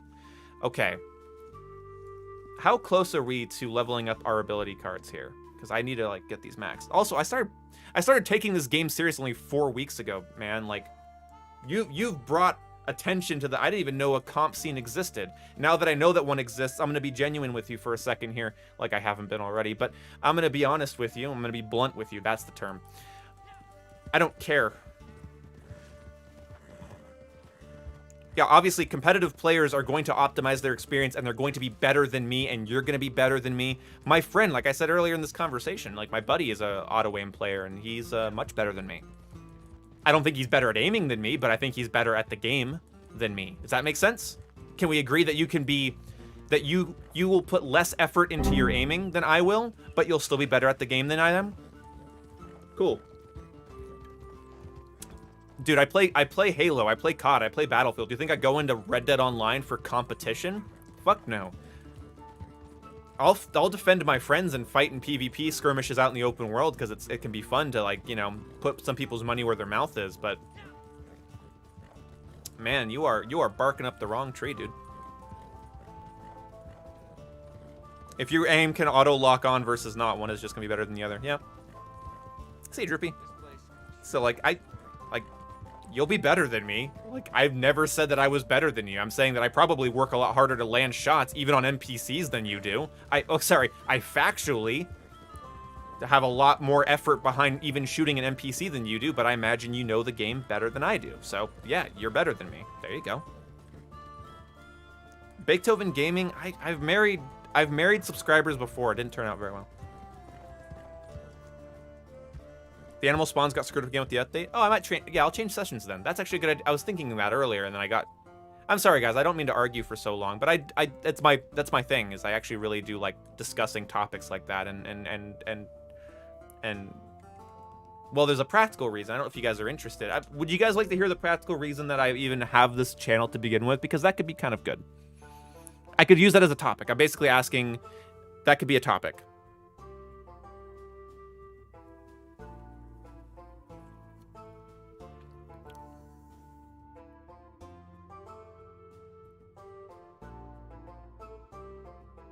The reason I have this channel, why am I so argumentative, is because I'm an asshole. Yes, I am. If you ask my friends, I'm a nice asshole to my friends. I'm an asshole to people that get under my skin. And I'm neutral to people I don't know, and I'm nice to my family. Hopefully, sometimes I'm a little bit. I'm turbulent. Like my personality traits are pretty turbulent and unagreeable. So That's part of me. And that's sort of it's hard to admit, to say, like, especially since I want to be kind of taken seriously as somebody who can reason, but I am a turbulent kind of emotional person. I don't think the ability to make how you make your point can almost be more important than the point you're making. So that's worth me pointing out. Okay. Moving on. The reason I have this channel, it's like, well, if you're gonna have a YouTube channel, first of all, if you're gonna have a YouTube channel, you have to have a philosophy behind it. Why are you gonna make the content you make? I'll use an example of a Call of Duty YouTuber that I'm friends with and have a lot of respect for. That YouTuber is Exclusive Ace. Exclusive Ace's YouTube content, he decided to make his content because when he would watch other YouTubers that did tip videos and tricks, he thought that could be done better. And he wanted to make better, more in-depth, more meta-knowledge tips about how to play Call of Duty better. That was all the way back in Modern Warfare 3, so that was like 2011. And that was his philosophy. Like, that was sort of like his reason, that was his purpose, that was his meaning, that was his aim when he decided to push forward and be a YouTuber and to break out of his comfort zone to create YouTube content. Okay, so that was his motivation. And that is absolutely worth pointing out. So what's mine? Why did I decide to make YouTube videos? Well, at first, I had a lot of opinions, and I was a bit younger when I started my channel compared to him and his, you know. He was got it. I got that snake. Got so I was a bit younger, so I just kind of wanted to, like, get my opinions out there, because when you're 15 or 14, I guess I was 15. When you're 15, you just want to get your opinions out. You just want to share your opinions all the time, and your brain starts to come online. You get a lot of different thoughts, and I wanted to share them. So YouTube sort of acted like my personal diary, and I was back then I was into psychology and philosophy and stuff, so that's what I wanted to do. But then I thought, as I've gotten older, I'm like, you know, what am I doing? What's a reason to upload a video? What is an actual reason? Not to make money, not to progress in the algorithm, right? But what's the reason that I make content? What's the reason there has to be some justifiable reason for almost everything I do. Because if you in your life find yourself incapable of explaining why you do what you do and why you like what you like and why you don't what you don't, you'll just end up sort of like blindly, I consider it to be fumbling. I think you're fumbling life's football when you're just sort of like, you know, whatever, nothing. I don't really know why I think anything. I don't really know why I would progress that way. I don't really have any meaning. I don't really have any value. I don't really have any goals. That's a bad place to be. Okay, so that's my initial projection, right? Is that I don't want that. So what if the argument that I could give to people, why do you want to be a YouTuber? Why do you want to make the content that you make? And why do you stick with that style of content? My thinking is that the gaming community would be much better if they knew how to argue. My thinking is that the YouTube community would be much better if they were better than me. Like, if they were just better than me. So if I give a tip in a video game that I myself even have trouble doing, but somebody else takes that tip to heart and goes and betters themselves through my tips, then I've done something proper. I've done something right. Arizona tea, I like the green tea. My girlfriend kind of got me hooked on that a while back, but I'm trying to avoid sugar, so I haven't drank an Arizona tea in a while. But that was my idea. So my philosophy behind my channel is that if I can improve the gaming community by somebody hearing my arguments and not outright agreeing with them. My point is not that you have to agree with me. If I state a fact, I'd hope that I would be agreed with, especially if I'm very, very confident that it's a fact. Oh, there's an enemy hideout here. How exciting. Well, we're going to try out our new sensitivity, boys.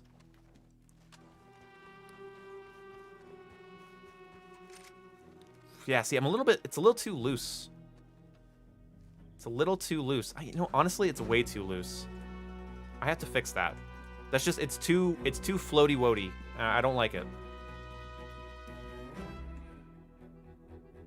I might go back to what I was doing before, where these were both the same, because honestly, like, I don't think it's worth... There we go. See, I feel like I have way more control now. That feels way better.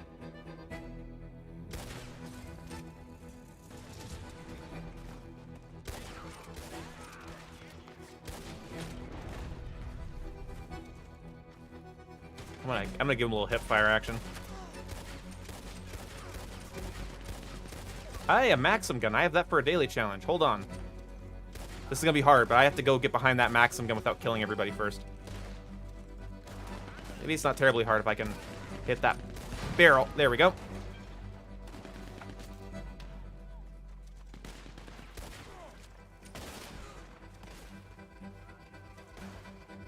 Yeah, the aim assist is already so strong in this game.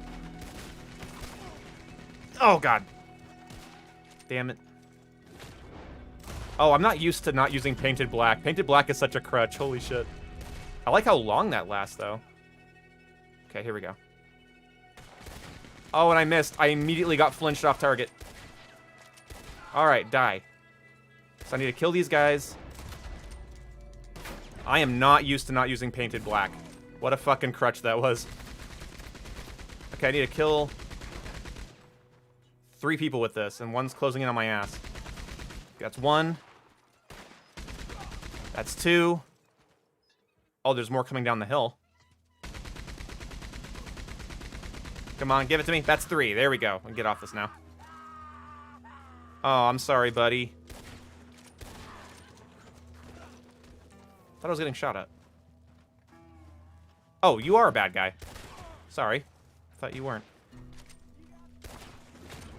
Oh, weird. Yeah, so you don't lock on with this one. Okay. So it just increases your damage. That's very interesting. I like that, actually. Opinion on hot tea, not a big fan of it. I like iced tea a lot more. I'm a lot less into hot drinks unless it's black coffee. And that's only in the in the winter. But yeah, so my philosophy is I can maybe make the gaming community a bit better, because if, let's say, you guys hear me make a point or an argument and you kind of agree with it to some degree, you might... My point isn't that you have to agree with it. Okay, we're gonna do this. Yeah, I bet you'll pull out a gun if I wait. I bet you will. I bet you will. I bet you will. I bet you will. Fucking love this game. Just that little interaction where he pulls out a shotgun. That's so fun. How often do you... I play alone in Red Dead 2 a fair amount. It's a very therapeutic game. Sometimes I just listen to like a podcast or something and just go collect items and enjoy the world. I don't know why. It's really speaking to me as like a person right now. But basically, if you hear me make a point and you think, hey, I can make a point like that, or I like the way he argued that. I don't agree with him, but I like the way he argued that. Then maybe you go out and you make a video. Or when somebody argues with you, you can stay a little bit more on point and be a little bit more factual than not. And if I can encourage that behavior, then that would be good. I fail miserably at that sometimes because I am an impulsive, turbulent person in a lot of ways. My emotional maturity could be higher, but you know, it's also helped me improve that in my life. So like basically my philosophy is, what if the key to a good gaming community, what if the key to making gamers, like having the gaming community be better, isn't developers getting off their ass and fixing everything for us? What if it's the individual gamers becoming more confident, more straightforward in their thinking, more pragmatic, and being, being a little forgiving? You know, imagine if like I hate people that are like, oh, there's a bug in this game. The developers hate us. Because I've seen Warframe players say that. I've seen Call of Duty players say it. Battlefield, Halo, Rockstar fans, GTA and Red Dead fans. As soon as there's a bug in a game, disaster. It's like, well, go play other fucking video games then, buddy, and see how perfect they all are. Like, Destiny can't release an update without their entire server crashing still. Like, God, like, every game is imperfect. And you have to kind of pick your battles, like learn to pick your battles. Like people got on me, boom, boom. There's a $1 reticle in Black Ops 4. You know, what's your thoughts on that? Isn't that infuriating? And I say to myself, no, it's not. Like, don't buy it. Speak with your wallet. Take some individual responsibility. Don't buy it and leave me alone. Like, not everything is worth screaming about. Not everything is worth yelling about. And I think the nature of skill is interesting in a video game. I think the nature of progression and experience is interesting. Like my whole thing in Call of Duty, one of the big fights I've been fighting in Call of Duty, I still want to get to that Jonesy Wales question. I feel so bad. But, you know, one of the things I really, really think is that there's such a divide in FPS games between the competition and the experience. There's like a divide there that's it's hard to point out to some people, but it's there. And if you are so focused, if you're too focused on the competition and how fair or balanced the competition is, the experience can falter, and vice versa. So, like, how do you balance that? And I think with gaming, it's very easy for people to look like suddenly they're finding solutions for problems they didn't know they had because no one had ever asked them, hey, you know, what's the difference between the experience and the competition?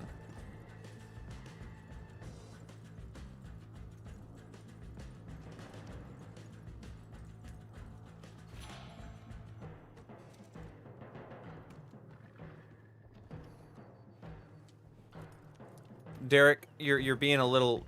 I talked about egos because I think when to argue from authority, I did it inadvertently, so I imagine you might have as well, Derek, because I see you still going off in the chat there, and I kind of wanted to separate from that because I didn't want to lose viewers to talking about the same thing the entire stream.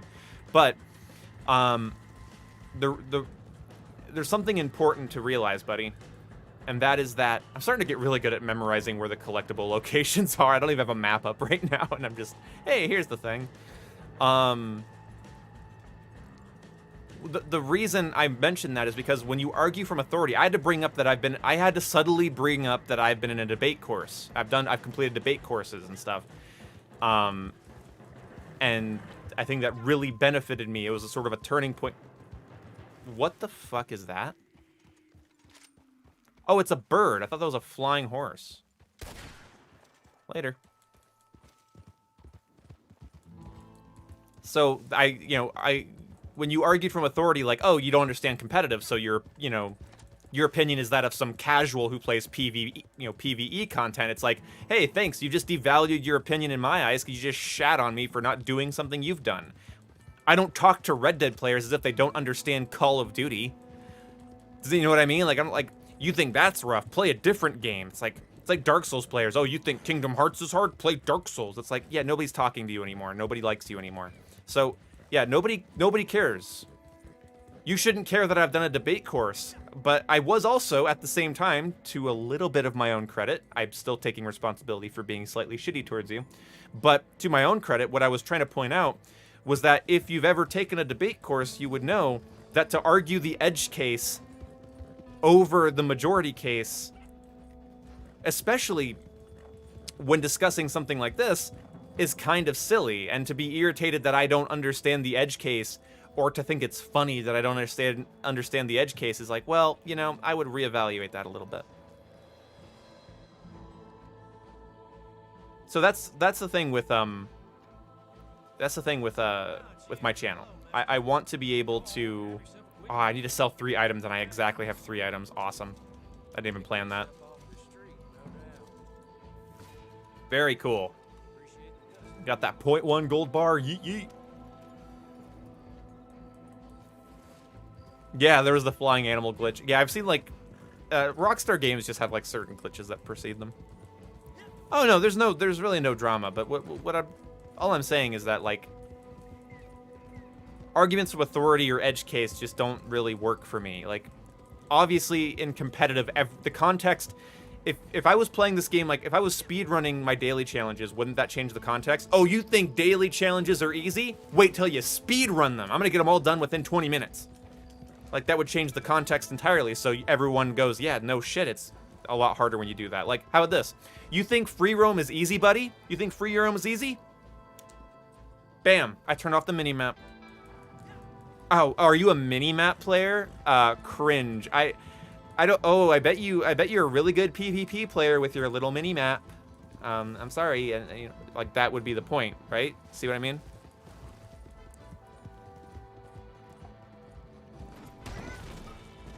No mini map. See, I fall immediately.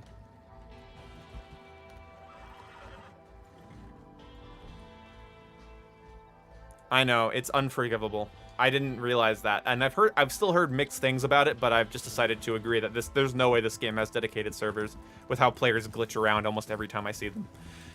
But anyway, so somebody asked me earlier what I think about the movie Jonesy Wales. Are you still here?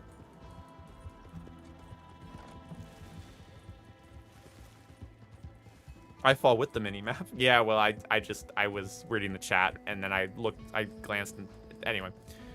If you change the context of a game, like you go to the competitive scene, or you go to the speedrunning scene, or you go to the handicapping scene, like you just like, what if right now, how much more would you value? Oh, you are here, good, awesome.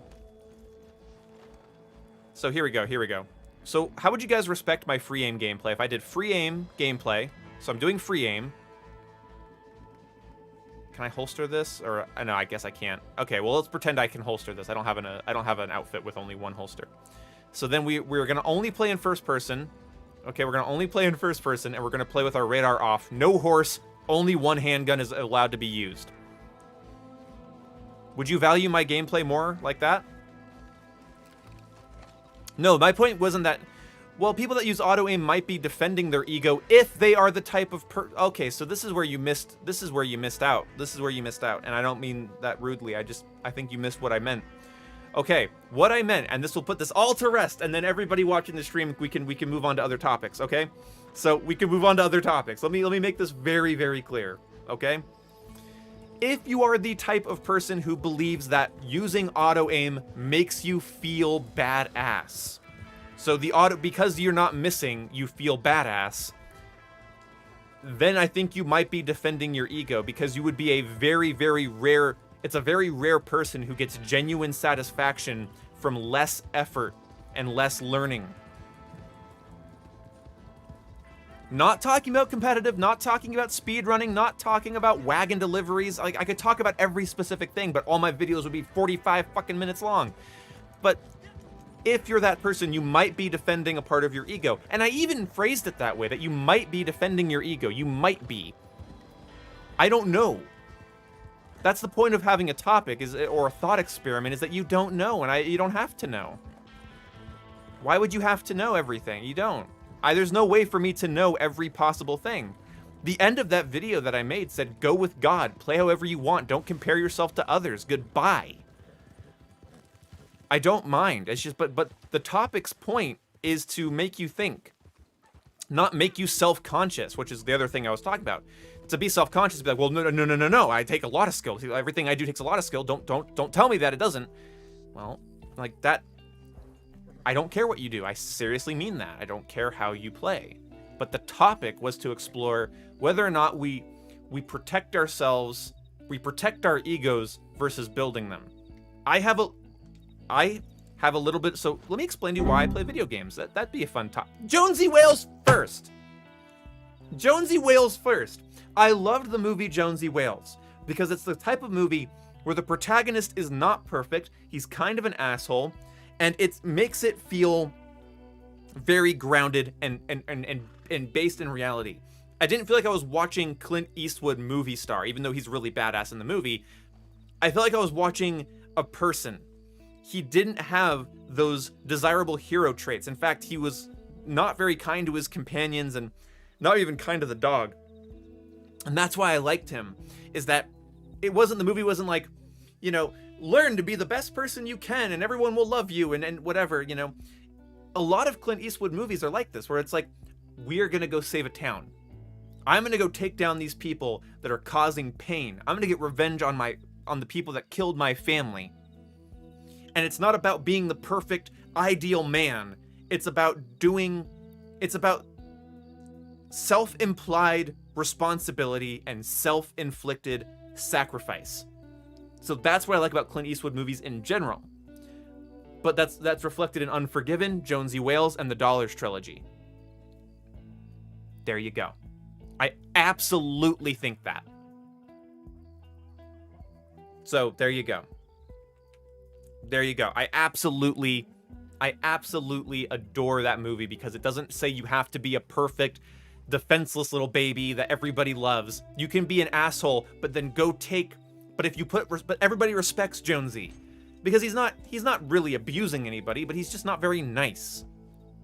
There's a scene where like there's literally a scene where like the Indian girl is getting like taken advantage of, and he kind of goes, "Not my business."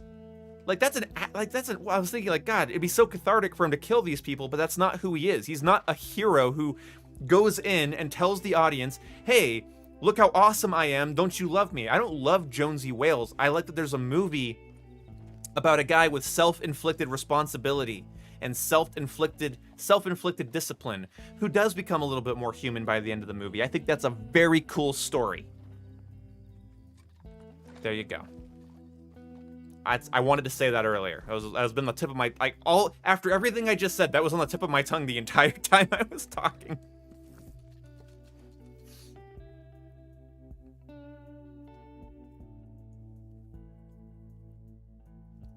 Next time I'm in the mood for Fallout New Vegas, I will stream it. No matter in what time of night or day, I will stream it.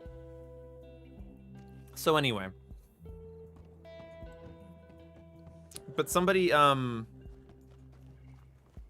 God, this whole oral cannibalism joke is so fucking... It's done.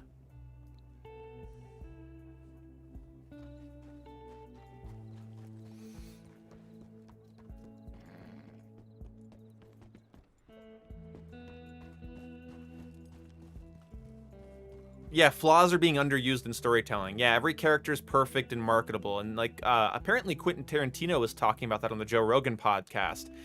Is that there was a plague that happened after the success of movies like Back to the Future.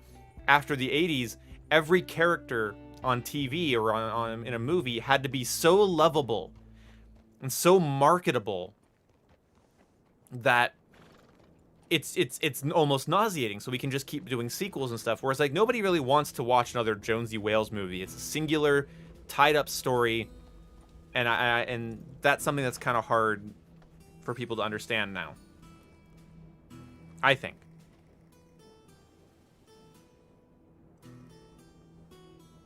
Like, everything has to be desirable. And I actually do prefer desirable characters. I do prefer the Marty McFlys and the... I'm just going to do this random bounty real fast here. Did I get all my bounty hunter challenges done? Oh, okay. No, I didn't. Crap.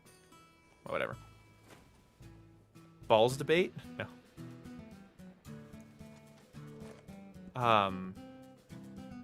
Yeah, no, there's something about a cool movie that can do that.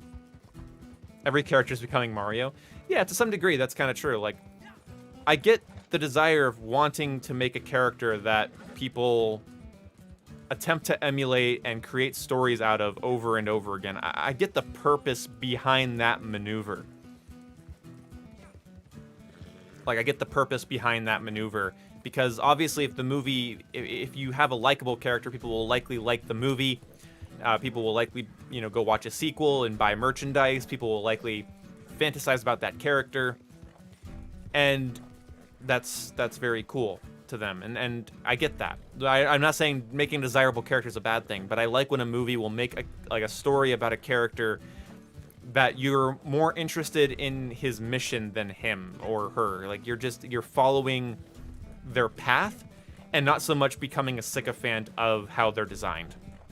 Yeah, turtles are cool, man. Yeah, whatever.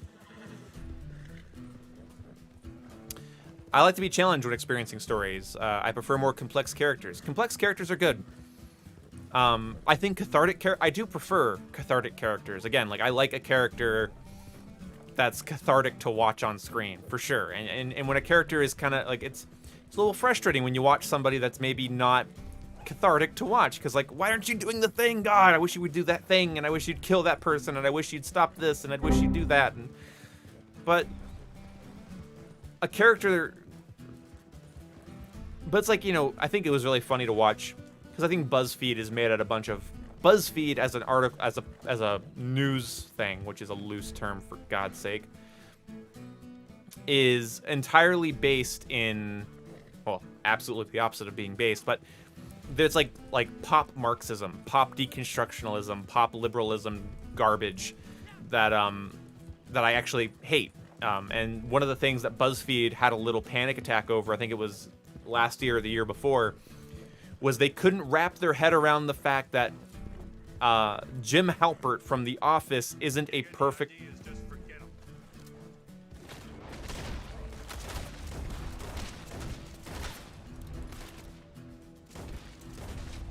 Okay, this is fucking rough. This is not what I expected. I like this increased damage while Deadeye's active. It just stays active. I can't sweep people and target them. But I was trying not to do that too much anyway. Why can my weapons refuse to switch today, eh?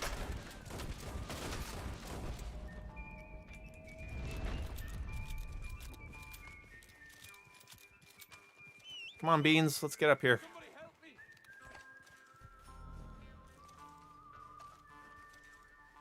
I don't think it's gonna... Oh, I'm sorry, horsey. I want the wagon to stop.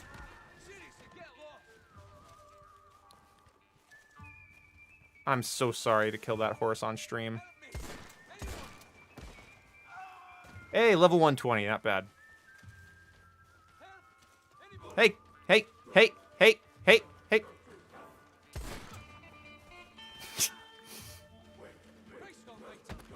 What's up?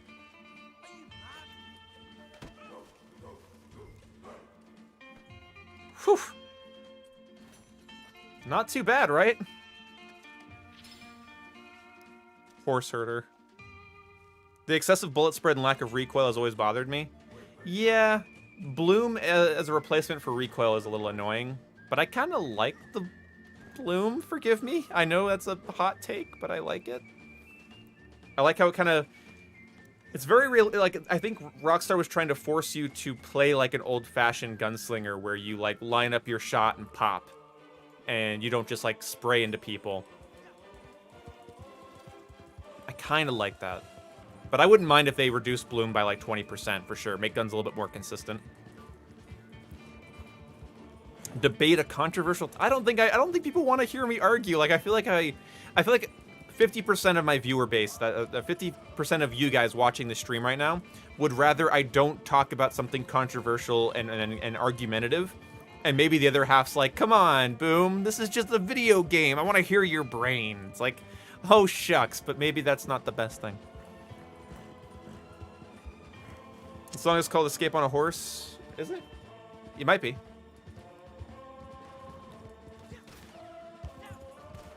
This is a playlist. I don't confidently know every song from the film, and this is a playlist I've never used before. You've been to Wyatt Earp's bar in real life? Oh, that makes me really fucking jealous.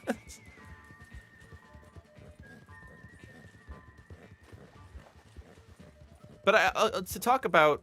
Oh, I don't want to talk about free aim and lock-on anymore, but I'll just use this as a brief example. The way I had to play that bounty would have been completely different under lock-on circumstances. I would have had to have played dramatically different.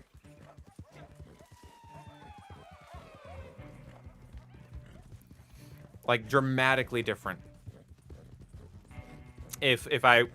Those are turkeys! Those are turkeys! Those are turkeys! Hold on, mister.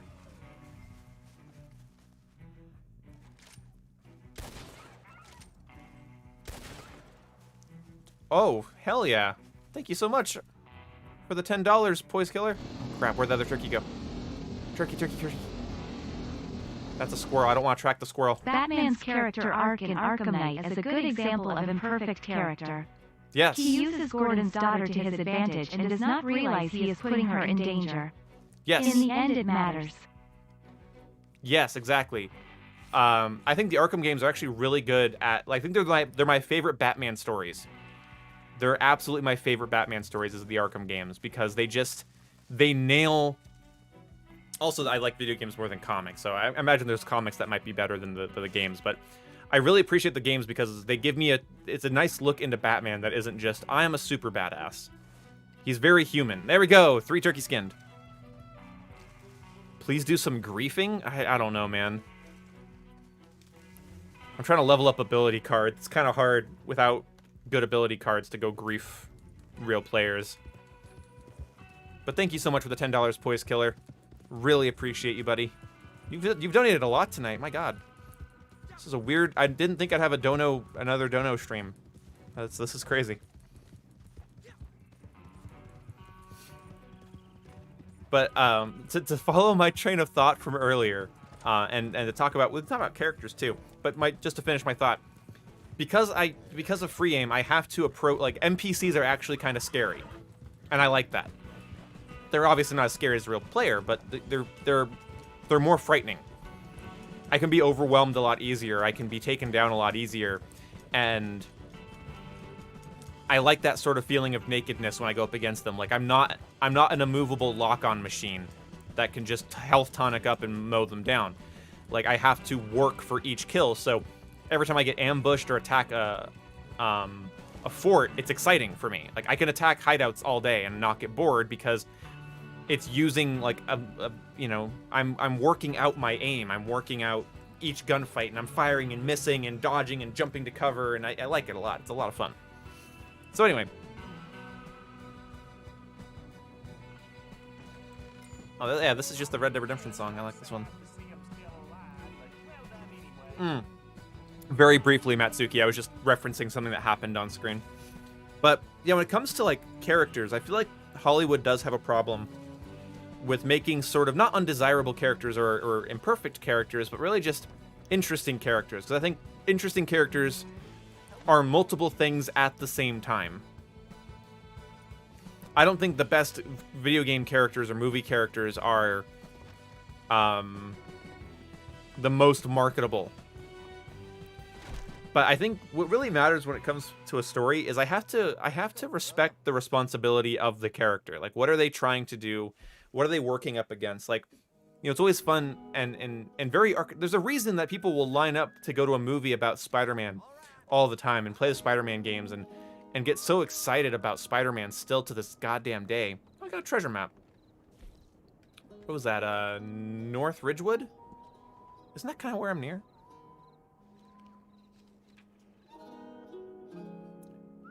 Oh, shit. This is all the way in above Tumbleweed. I think we go there. I've been in New Hanover territory for too long. I want to go to Tumbleweed. Oh, $12. Oh, there goes the money I made from the bounty. You know, like, to watch Peter Parker as a character juggle his personal life and his responsibilities as a hero and as a protector of New York, it's fun because it's real life. It's an allegory for real life. Peter's a good character because he's not just like beating up bad guys. That's fun to watch, and it's fun to watch him do it, and they always make that really fun. I said the word fun 3 times. I'm a good public speaker. But it's entertaining and enjoyable to watch him. It's cathartic to watch him like crack wise and punch bad guys. But that's not why people like Peter Parker. They like him because he's constantly committing self-sacrifice. So there's two archetypal schools of thought that I found to be very interesting that I heard recently, and I really enjoyed listening to them. So one is like we traded in America, in North America, just in general, we traded slavery for self-enslavement, and that's a good thing. We decided we pick ourselves up out of bed and put ourselves at our job. We put ourselves at, you know, our work and we put ourselves in front of our responsibilities. Like, that's normal to do. It wasn't before. Like, somebody of, let's say, my family's relative stature, if we lived in a certain time period, would have servants and slaves.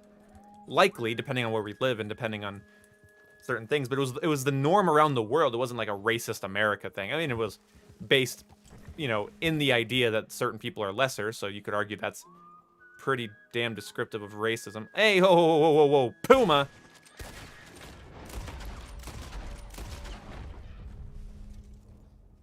That's very scary to have that come at you when you're not using Deadeye. But, or not using Painted Black.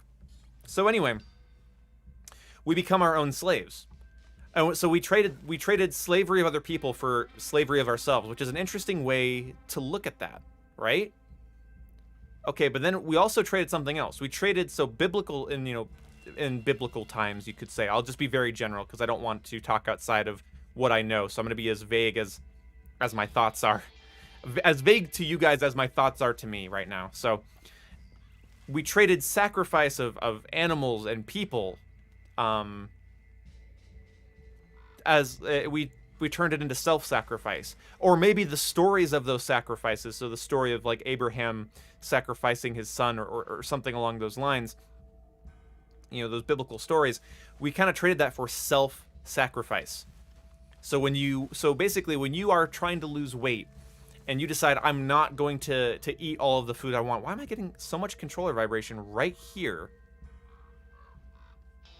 Did I deactivate my treasure map? No, I'm still in the right area. I think I just need to go further in this way. Getting a lot of vibration around the wagon, which is really annoying because that chest is empty. Is it? Yeah, it is. The fuck? So you get these this idea that like what you're supposed to do. So if you want to lose weight, you sacrifice the present for the future. I won't eat the thing I want to now, so that I'm not 300 pounds in 10 years. In 5 years, it can be less than 10. Oh god, it can happen a lot faster than people give it credit for. Why is my controller going nuts? Right here. What the fuck? Okay, I know when you walk through... Oh. Oh, that's what I'm feeling. When your controller vibrates when you walk through cactuses. I'm an idiot. I'm getting a very subtle... So when I walk through this, my controller goes crazy. I'm like, where is it? I'm an idiot. I know how the vibration system works and everything. It's just that I forgot that cactuses make your controller vibrate. Amazing. Anyway, that was the dumbest thing I've done on stream in a long time. So we have these ideas of self-sacrifice. So you sacrifice your present for the future. Like, you do something you don't really want to do now because in the future it'll pay off. And that's not a primitive idea. Like, people that were like the stories and concepts of sacrifice are not primitive. They're absolutely not primitive. They are essential. Like, they are absolutely... It's so important. It's very important. You can't live your life properly without making sacrifices, because if you didn't make sacrifices, you'd never do school projects, you'd never show up for work, you would never eat properly, you would never bathe, you would just do whatever you want in the moment as you felt like it. It's like the episode of The Simpsons where the entire town of Springfield attempts to mirror the actions and personality traits of Bart. Because, oh, Bart's so impulsive, he does whatever he wants, that's the key to a happy life.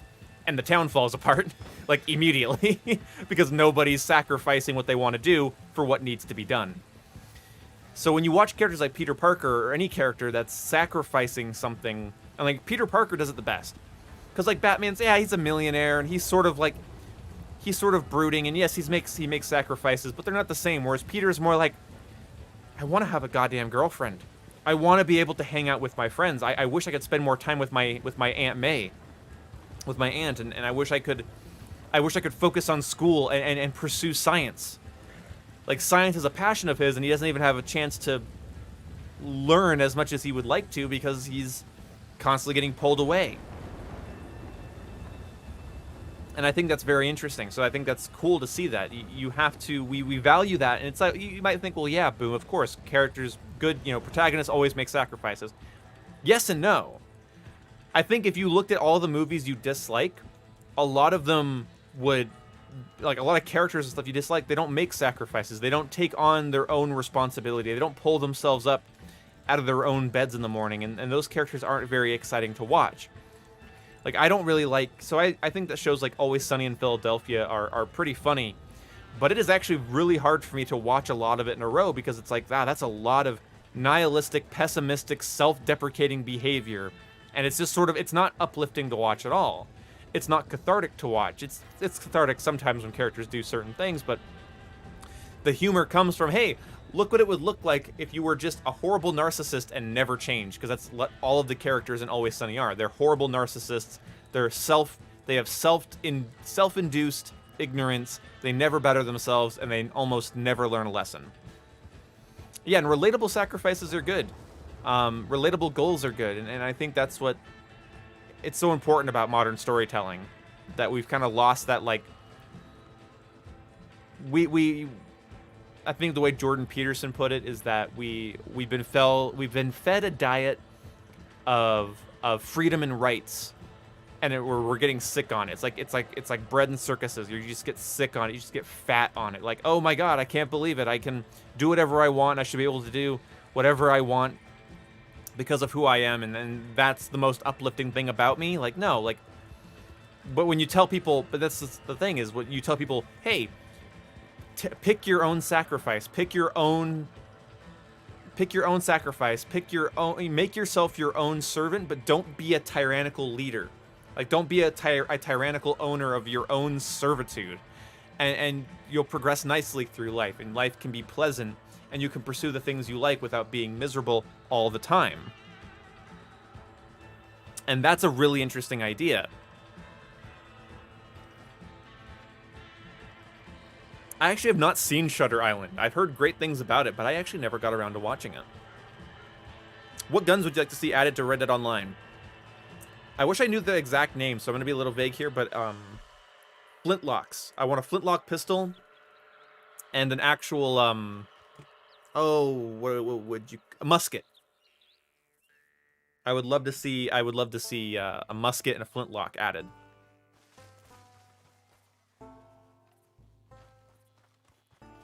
And also a Remington 1875 revolver, because I really enjoyed watching Deadwood, and that's, of course, Seth Bullock's pistol. I think that'd be really cool. Oh, yes, and a blunderbuss. So blunderbuss, flintlock, musket, Remington 1875. Crossbow would be cool, too.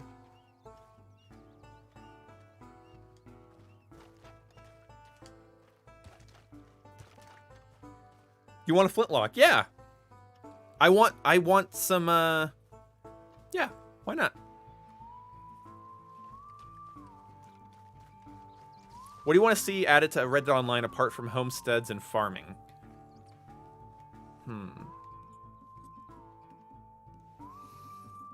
I really like the idea of a lawman or detective role. I love the idea of a lawman or detector role. Detector? Did I say detector twice? Detective, sorry. I would love to see... Oh, wow. Those geese are flying in formation. That's neat. I've never seen that, or haven't seen it in a while.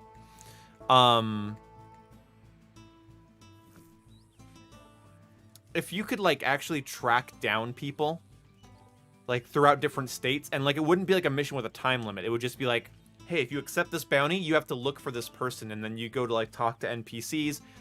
And so you know how you walk around and you find collectibles? And that's basically the collector role, is you get the little sparkly yellow garbage. The bicycle machine gun. You might watch Man vs. History. But, okay, so...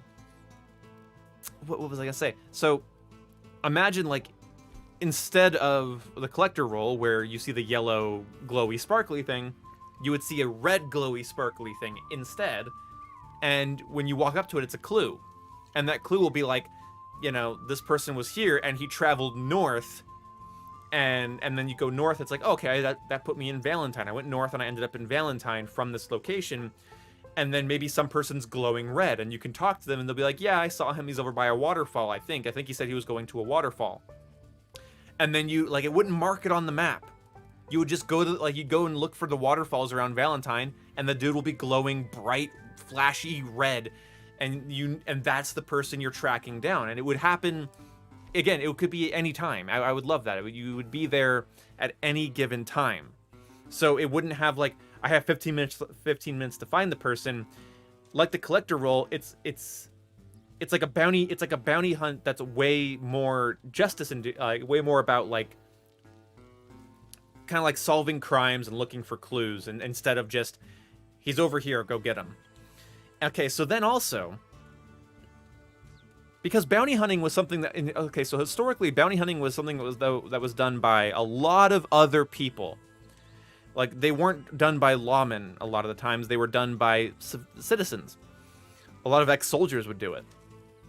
And so a lot of times it was like, hey, if you see this person, bring him in, and here's where he likes to hang out or whatever.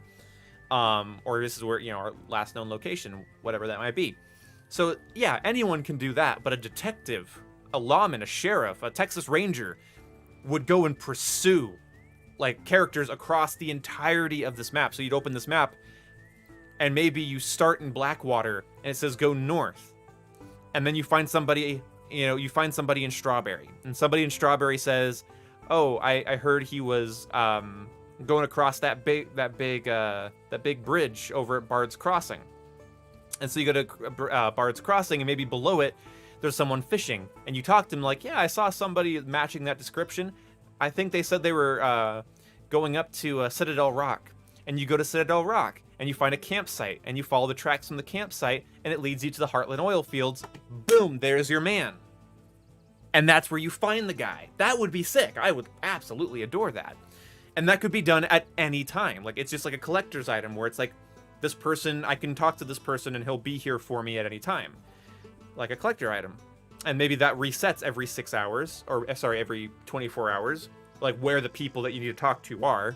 Maybe that resets every 24 hours, but the mission itself wouldn't. Like a Pinkerton, yeah. Pinkerton, Texas Ranger, Detective, Sheriff, whatever you want to call it, whatever the, a lawman role. That would be very cool. Okay, so I would love to see that. Also, the lawman role could add in, so we have bolos and lassos, handcuffs. Let's do handcuffs. Or, the ability to actually like tie someone's hands together and then lead them, like have them follow you, and then you might get a little notification, like your controller vibrates when the person's trying to break free. Or you hear them like struggling and trying to break free, and if you let them break free, they might pull out a knife and stab you. You have to like keep an eye on them as you like walk them down a trail or something. Like that would be really cool. So you could add like handcuffs or something like that. And then there could be little dynamic events. So like if you're a moonshiner, you get those bootlegger missions, or if you're a naturalist, you get the poacher camps that you can take out. What if you're a lawman, you go break up fights? You go break up bar fights. Like that would be really cool. If you could just like go break up bar fights dynamically and go stop petty crimes and patrol the streets, that'd be awesome. And also, okay, so I have more ideas if you guys want to hear them. And my other idea, I think would be really fun if they had a timed event mission, or like just a mission that it would not interfere with the open world at all. It'd be its own separate instanced mission, so you have to load into it like a legendary bounty. But it would be a Back to the Future 3 reference. Because GTA, it's like GTA 5 has the DeLorean. I think it'd be really cool if the DeLorean would show up and you have to like chase it down and find the time traveler and help them like collect items and get them back home. I would think that'd be a cute, fun mission. People would probably not, it's not a priority, but I would love a Back to the Future 3 reference in this game for a fun mission. Timed or not, just a mission you have to go and activate. And I think that'd be kind of cool. There's some other things I'd like to see them add. I would really like to see, if they add... they need to add, like, a cowboy role, honestly.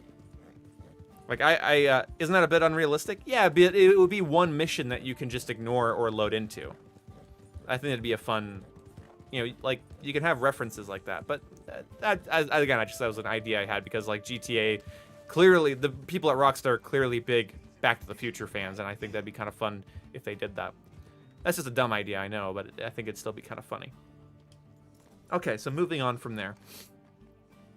I would really like to see a cowboy role. Similar to, like, the trader roles and things that we're used to, I would actually really like to see, like, the ability to herd cattle from, let's say, McFarland's Ranch up to Emerald Ranch. That's fresh. You can feel it. I would absolutely love that. And maybe it could be an ungriefable thing, because it'd be kind of hard to like keep all the cows in order and then also have to fight off real players that could just come and shoot all your cows. I think that'd be really annoying. So maybe it's an ungriefable thing that you do. But I would love it if I could just do like cattle wrangling missions and stuff, because I don't think I've showed on stream, maybe not to everybody. Some people maybe saw it, but like, look, I have this outfit. I gotta get next to my beans real fast. I have that outfit called Cowboy. I would love to go, to do that. You get paid well. So like you and 4 of your friends just like, take some cows from like one ranch to the next. Like, hey, we got some cattle here that's loose at Flatneck Station. I need you to go take them to Manzanita Post. And maybe you receive some money for that. Ooh, I should buy a bread roll for no reason. Oh, that's a good one. Yeah, get some of that canned stuff. I just like to come in here and grab shit off the shelves.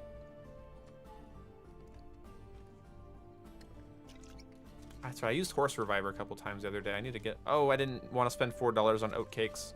I need to go into first person when I'm in the store. Yeah, I want to go to the ranch. I want to Dr. Phil myself to that ranch.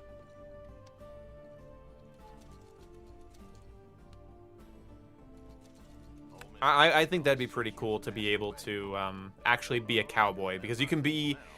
It's already kind of hard in this game to be an outlaw, a proper outlaw. It's also kind of hard to be a cowboy, like a genuine, historically accurate cowboy. Oh, my sweet tooth loves that one.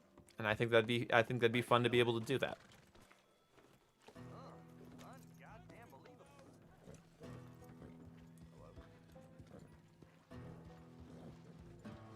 Also, the ability to buy a wagon that can drag behind it the cannons that you can fire in the certain story missions and stuff, like those like crank cannons, the you know, a Maxim gun wagon, stuff like that. Just good vehicles, new guns, and again, a cowboy role. A cowboy or cattle rustler role would be so fucking fun to me. Like, look at this. Look what you can. Look at this shit.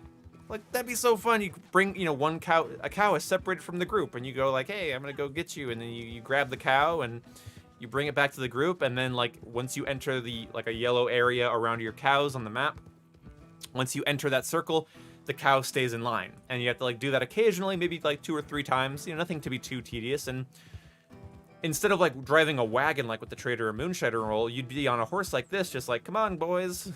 I think that'd be super fun. Thoughts on Native American character? Do you think it would work like 2 sides to a coin? I actually, you can already make a Native American character in this game very easily. I wish there were more outfits for them. I wish there was like face paints and stuff you could use. My friend, who's like 1 billionth Cherokee or some garbage, he wants that, and I agree with him. There should be more native outfits, and there should be more native face paints and things like that. I think that'd be very, very cool. More like slings and spears and shit, like for fishing. Like if there was like a fishing spear, if you could just be like you could just embrace like more of a traditional Native American or more of a westernized, you know, gunslinging Native American, I think that'd be really cool. Garbage. Well, I'm hoping he's watching, because if he's watching right now, I'm about to get a text message. A Maxim cannon would be the Insurgent. Dude, like an armored wagon with a cannon on top of it. I know griefers would utilize it, but it's like, oh, look, a griefer in a Maxim wagon. You just like shoot the wheel with like a single explosive, and it just destroys the wheel on the wagon, and it can't move anymore. It's like, hey, bye, see you later. Yeah, Morbid Sin, I agree. Yeah, face paint, horse paint, and accessories for horses. I agree. Also, I want to be able to use my bedroll, Rockstar. See my bedroll that I paid money for? I want to be able to go out into the wilderness and lay the bedroll down and sleep on it, for damn sake. I would absolutely love that. Revolver or pistol? Revolver. I like revolvers more than pistols. I have 2 Mausers. And I know, like, for PvP, like, 2 Mausers with Paint It Black and Gunslinger's Choice and some others, like, it can be really devastating, but I can't be fucked. Okay, so let's do a little bit of collector hunting before I wrap up the stream. I think that'd be pretty fun. Some collection hunting, I think, would be a lot of fun. Because it's chill. I'm already just kind of riding around in circles talking anyway, so I might as well... look at what I need to get, and then grab it, and then turn it in, and it'd be nice to just end the stream with a nice little payout. So, because I think I'm pretty close to most, if not all, wrong. Most, if not all, of my collections. So let's find out, huh?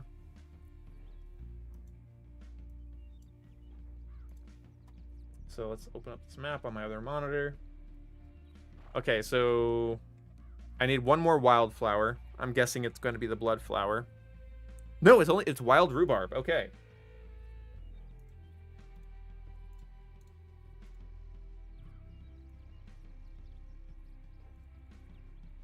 That's awesome, because that's not a timed flower. I can just go get that. So I can just go get a piece of wild rhubarb. And in the cup section, I just need to get 9 queen knight.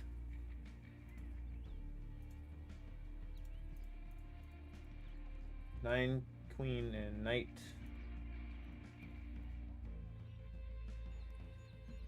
Suit of swords. Oh, I need a lot of swords. I'm not going to go for swords then. But then, oh, here's 2. Yeah, I just need 2 of these. I just need 9 of wands and 10 of wands. Wands. Right? Is that right? 9 and 10? Yep, 9 and 10. I know, this is the boring part when I just am setting this up, but if you're staying with me and bearing with me, I appreciate you. If you're not, then I hate you. Suit of Pentacles. Oh, I'm only missing 2 of these as well. I just need the page and the queen.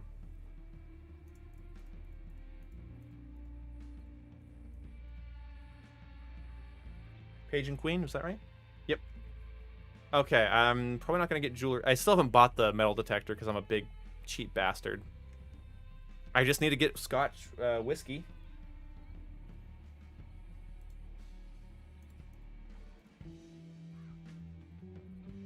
Easy. And then bird eggs. Ooh, I need a lot of bird eggs. So I think we're not going to go for 4 different bird eggs because those are usually all around the map. Yeah, only 2 of these I think are in the same area, which is the spoonbill and egret. But okay, let's go grab that alcohol bottle. This game needs more bar fights? Dude, just go start them. What are you talking about? Just go punch somebody for looking at you funny. Okay, you're still here? Hashtag still here. Nice. Okay, so we're gonna go to the Blue Water Marsh right around Hiza. You missed the King of Cups too? Oh, really? Was I? Okay. I will uncheck that then. But if we can even get like 2 collections done to wrap up the stream, I think that'd be pretty fun. But if it starts to get to be around 10:20, I might wrap up the stream. So basically the stream's gonna go, I went way past my camp, I'm a moron. See, that's why the mini-map, I want to do a stream without the mini-map. A no mini-map stream would be a lot of fun because like I rely so heavily on it. I just blindly follow the waypoint. Alright, let's go to Le Gras. Tahiti DLC. A Mexico DLC would be pretty cool too. Oh, a hunting expedition? That would be pretty cool. Red Dead Online Milsims? Those are pretty cool. I've actually watched a couple, like, simulator clans videos and stuff. Like, they play, like, super realistically. I think that's pretty dope, actually. What saddle do I use? I actually don't know what it's called. I want to say, like, Brancher or something like that. I think it's right above, I think it's right above the Nagadocious, like not in terms of stats, but just in the menu. But I don't remember. It's not the Nagadocious. I want to get the Nagadocious saddle, but I do like the way this one looks, to be honest. It's only 10. Yeah, it's almost 10:20. It's almost. Yeah. So basically, I'm gonna stream for 30 more minutes. Let's see how many collections we can get done in this amount of time.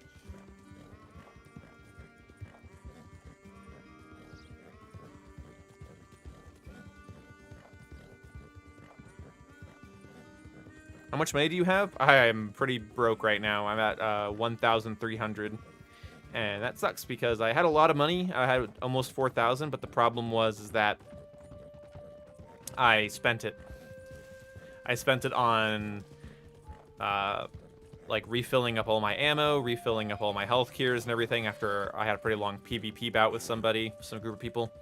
And then I bought a bunch of ability cards, leveled up ability cards. Those ability cards burn right through your money. That's one of the reasons I'm doing this right now, because I'm leveling up ability cards, and at the same time, needing to pay for them when I actually am able to upgrade them. So, pretty broke right now. All right. One collection completed. That's all I needed from that. You said I was missing King of Cups. Yes, I am also missing the King of Cups. That is good for you to point out. Thank you.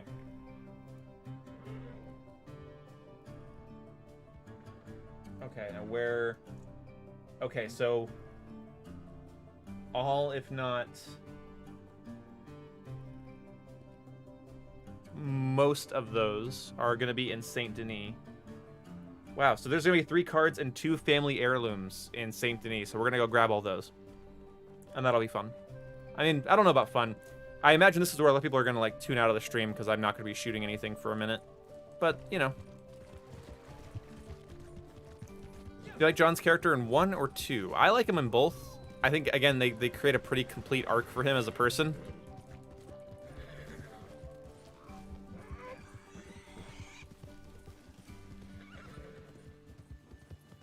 Some missions on Guarma or Sisika. Oh, okay.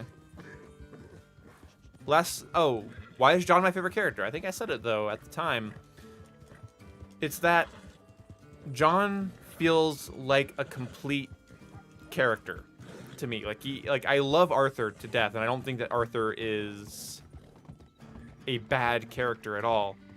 I just feel like when you look at John's life and look at what he gives up and what he's attempting to do, like, I don't know how to put it to words.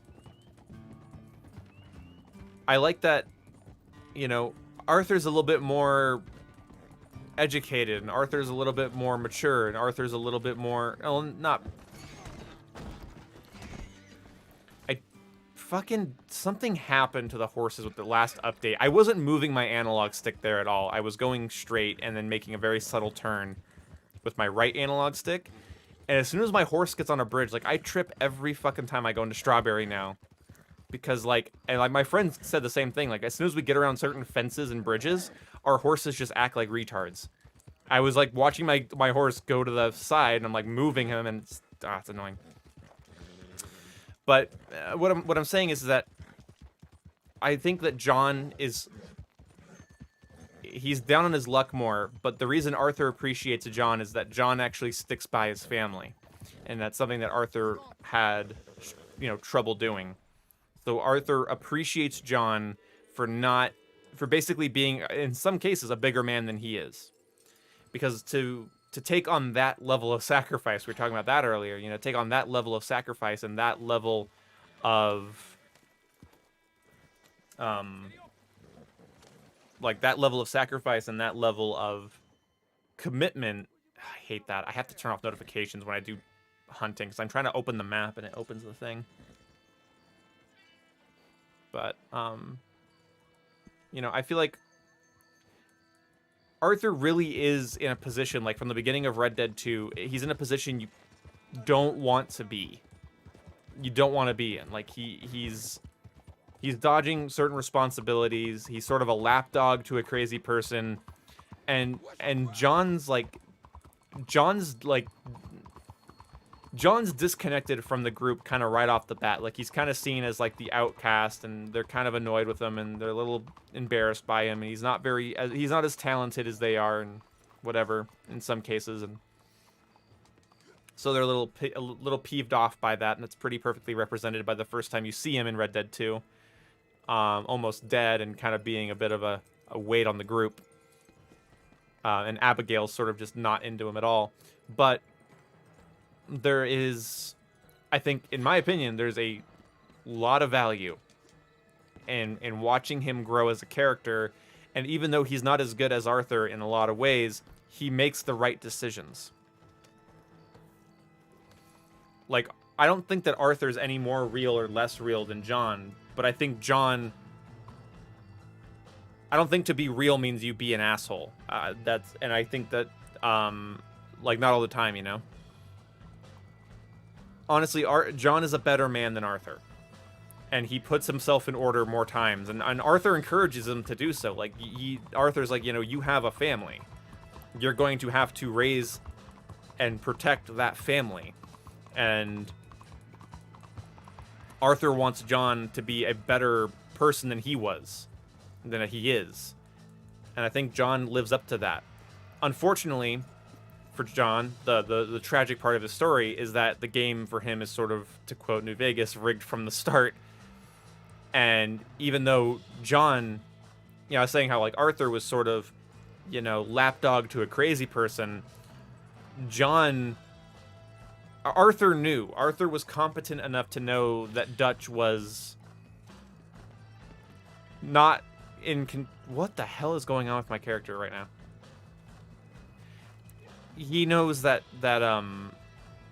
Dutch is sort of slipping a groove.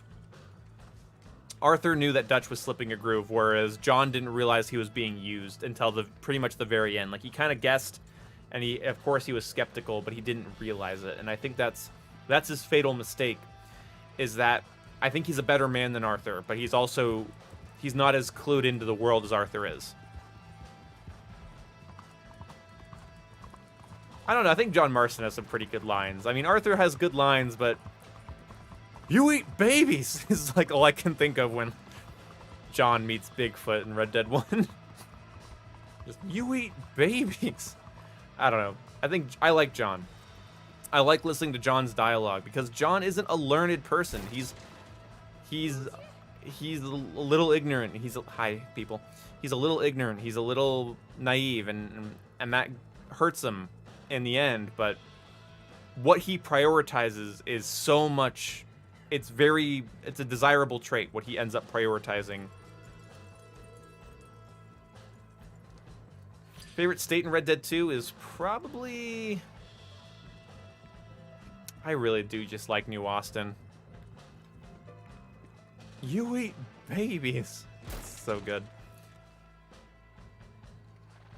Uncle's the best protagonist. Hey, I leveled up Landon's patience. That's good. Yes, I Voice agree. Killer. Arthur He did try. not have a chance or enough time to be a better man, but he tried. Exactly, Poise Killer. Thank you so much for the donation, man. Honestly, they're all, like it or not, like them, however amounts you like them. One fact remains: they make a damn good redemption story. When you meet Arthur, Arthur's already in the rut of his decisions. And everything he does is against that grain. And everything he does is to break out of that rut or to stick his head out above it. Whereas John is sort of lost and stumbling, and Arthur goes, "No, you need to prioritize this. Do not be me." And that's the thing, is like, you can idolize Arthur for that, but you shouldn't idolize Arthur for what he ended up putting up with and getting himself into for that amount of time.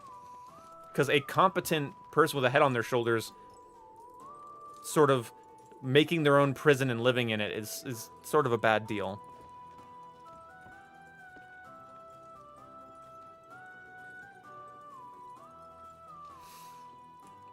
Arthur could have lived a very productive, meaningful, and I'm not saying he never had meaning and that he never helped people and that he wasn't friends to his friends and wasn't honorable and loyal. I'm not saying he's a horrible person, but he could have lived the life that he should have if he had made crucial decisions that he forced John to make later down the line.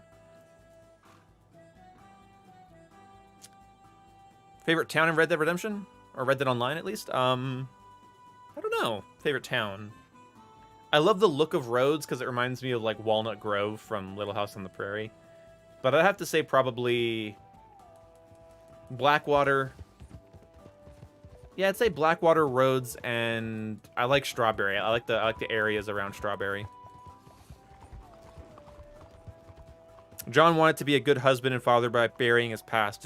Just a decent man who wanted a better future with his family. Yes.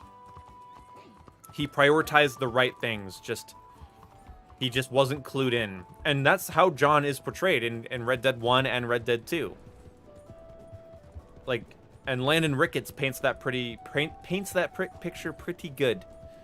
You know, John is not a mature person. John is idealistic and kind of easily manipulated and hot-headed. And again, that's what ends up kicking his ass. Hey, Matsuki. Woo, person's wagon.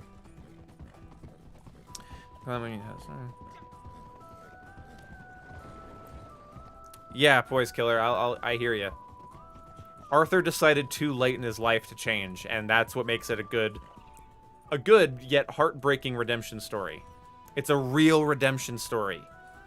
Because he's not really redeemed through his actions. He's sort of, in a way, redeemed through, you know, through his end.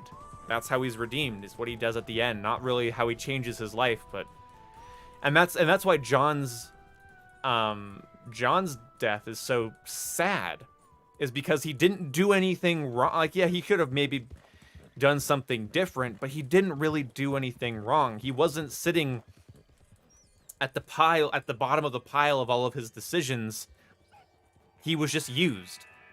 And it's almost to say, like, when you are, you know, think of it, what the story is trying to maybe say there is that you can be a well-intentioned, brave, honorable, respectable person, but if you're naive, you get taken for a goddamn ride. And that's a really hard thing to watch.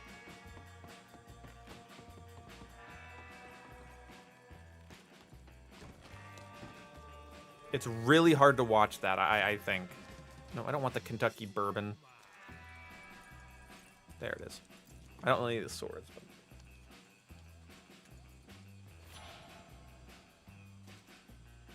But... Okay, there's the 9 of Wands in Boulder's Glade. Alright, cool.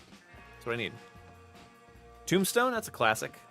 I like it. I haven't seen it in a while, though, so I don't have any up-to-date opinions. I watched that quite a while ago. I have to watch it now with my adult eyes and see what I think of it. The tears did not... Yeah. So the line that's not giving enough credit. I tried. In the end, I did. Yep. And that embodies what I'm... Exactly what I'm describing. Exactly what I'm describing.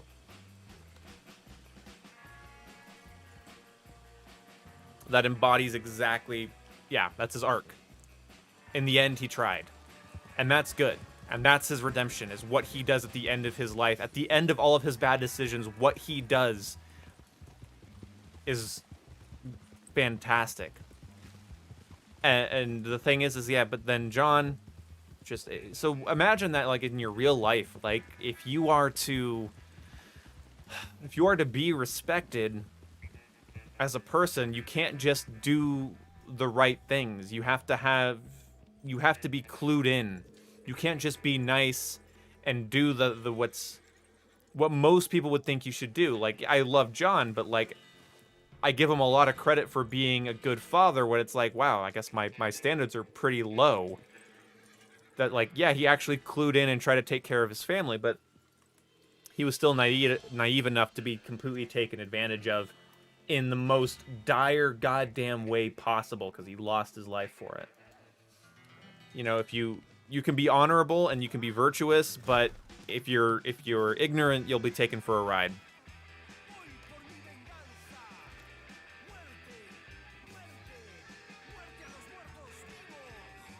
Stinking zombies. All right.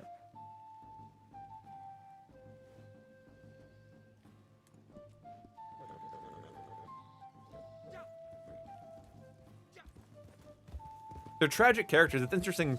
It's interesting because Rockstar is kind of known for their tongue-in-cheek humor and violence and sex and all that, but they're characters. They're characters throughout the Grand Theft Auto and Red Dead Redemption universe. Like, they're very tragic human characters. Yeah, he should. Yeah, with all the that's a really good way to put it. With all the good he did, he should have seen that coming. Arthur wouldn't have done that. If Arthur was in John's situation there, Arthur would have not put up with that for a second. He would have struck first. He would have gotten out of that situation. Whoa, whoa, what the fuck was Beans doing there? Off topic, open for anywhere watches a lot of Milsim skins instead of waiting for future seasons. Yeah, Green Patriot, I really hope the next Call of Duty is a lot more... has a lot of those skins. I like those nice, grounded military skins that still allow for expression of what you want your dude to look like. Yeah, Rockstar has really good video game writing. Like, and dialogue and voice acting, too. Like, God, all of the dialogue and voice acting in Rockstar games, it's crazy.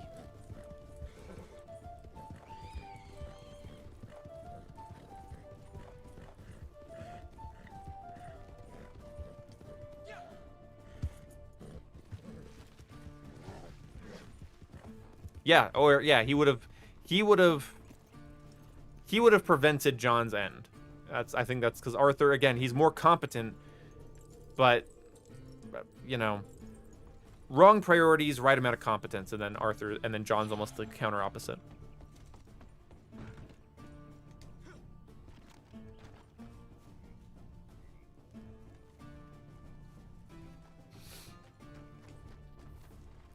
I hear you.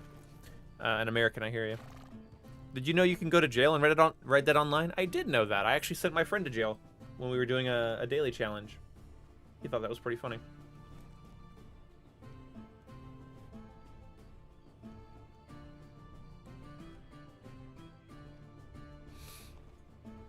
Yeah, I knew what you meant. I didn't think you meant the Red Dead Online story. Although the Red Dead Online story isn't a bad plot, really. It's a very...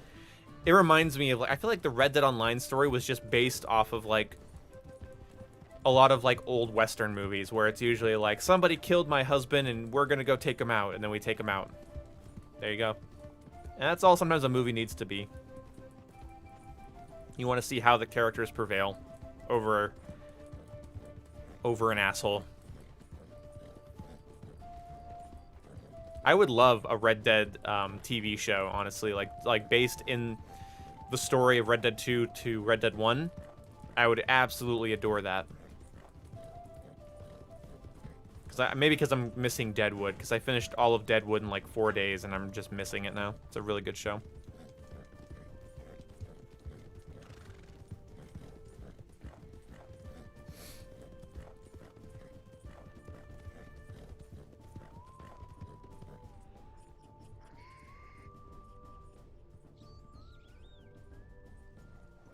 Oh, this is that gross place, isn't it?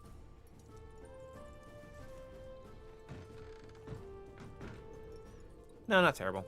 This isn't the building I thought it was for a second. Modern Western shows with that classic feel. Yeah, I know. Like, I really hope that Deadwood gets a season 4, because that would make me very happy. Will you ever visit England? Maybe before I die, but I don't have any immediate plans. Well, the story of Red Dead Online, I mean, yeah, I guess after you beat the story, then it becomes pretty, after you beat the story, it becomes that, but the initial plot is very, very simple. Oh, but you do get to do the honorable and dishonorable campaigns. Okay, so I'm going to open up my collector's bag and see what we got going on here. Yeah, it did get taken off of Netflix. I'm really sad about that because I do want to watch it. I'll have to find a way to stream it. I'm sure whatever I do will totally not be an illegal download. 10. So that's the king. So for the wands, I just need 10. And for this, I just need page.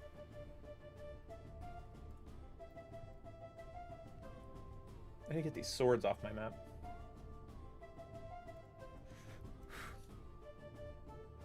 Okay, Paige is up by the Cumberland Forest. Oh my god, the 10 of Wands is way the fuck up there, really. Alright, well, we're going to Annesburg, and we're going up north, I guess.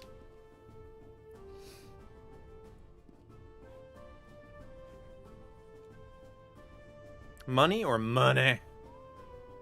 I am smitten with money. Crap. I don't want to end the stream right now, but I have to go to the bathroom, and I have to... My girlfriend wants to order some food and hang out. Guys, I don't want to go. This is a... I'm high honor, dude. I can't avoid being high honor in this game. I take too good a care of my horse. I don't kill random NPCs. Well, I did at the beginning of the stream, but that was an accident. I could make myself an asshole, but look at my character. My character's... He's got that bright blonde hair. He's got that baby face. He's a good cowboy. Look at this outfit. He's a Rudy Tooty cowboy. Real gamers use man diapers. Ugh. Hey, one of those rare 4-people wagons. Hi, everybody. Oh. They're just morning, fella.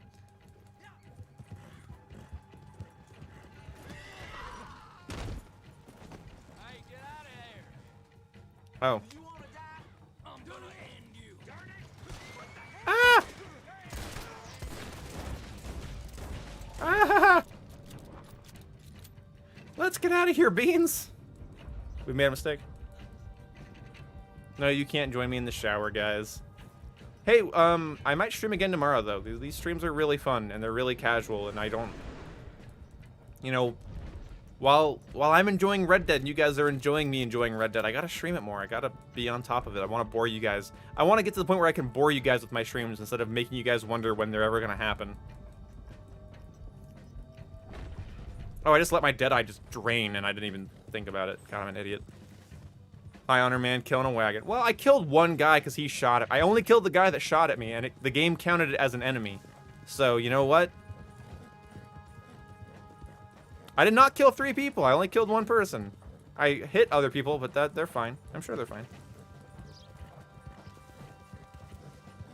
Oh, I would love it if Red Dead Online could start to take place in the same time period as the story. It progresses to that point. And so, like, you get to do, you can do missions for the Vanderlyn gang. Oh my god.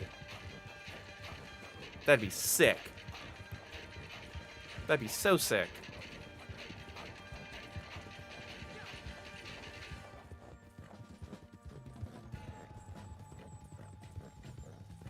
Oh, Red Dead Redemption 3 with Jack would be awesome.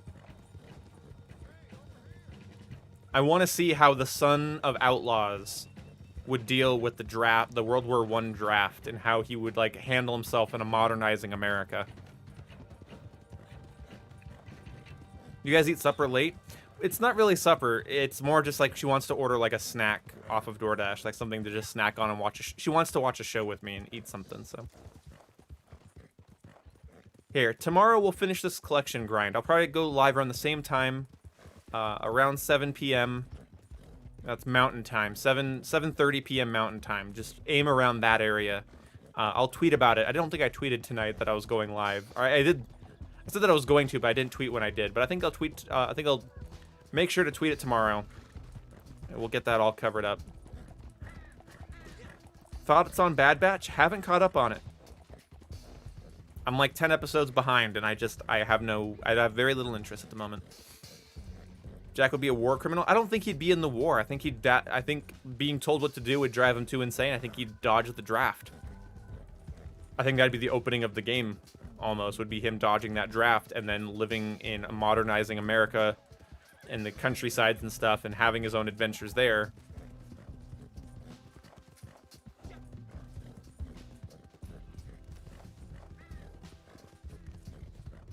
Well, the thing is, like, what would his redemption arc be? Is maybe running away from the draft would be what starts him on requiring a redemption arc in the first place.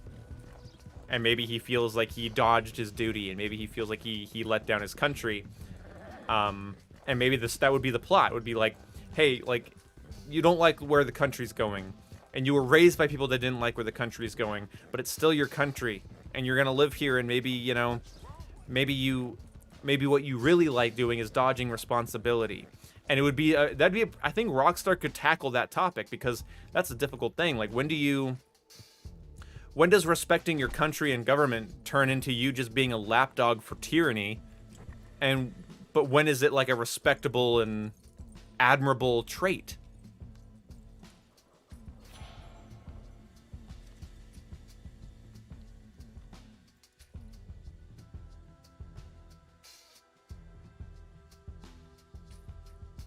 Like when are you a bootlicking cuck and when are you patriot? Like, what's the difference between going, yes, Mr. Government, and then standing up for yourself? Like, that would be an interesting topic for them to tackle. But guys, we'll turn in these collections and collect more things tomorrow. I think the stream tomorrow will start with collections, and then I'll try to do a bunch of bounty missions and stuff and get some killing going. We gotta kill some things, do legendary bounties, do more difficult stuff, because I feel like today was pretty boring. Well, that's a fun way to end it. We're gonna fist fight this guy because he's gonna be mad at us. Or not? Buddy. You didn't say anything. Fight me. Fight me. Fight me. I want no part of that. Fight me. Ah, you. Fight me. There we go. Probable cause, cowboy style.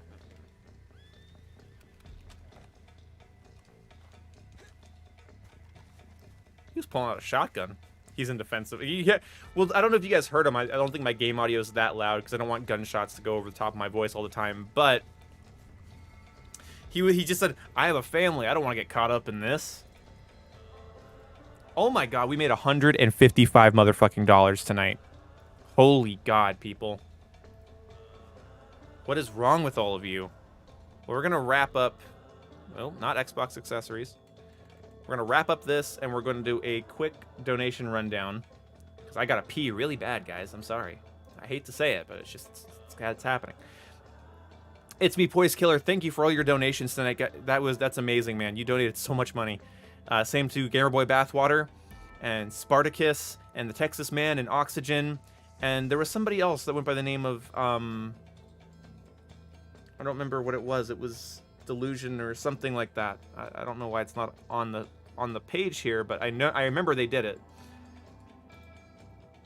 So thank you guys so much, and I will see you guys later. It's been a lot of fun, and goodbye. Spend it all in one place. Will do, buddy. See ya.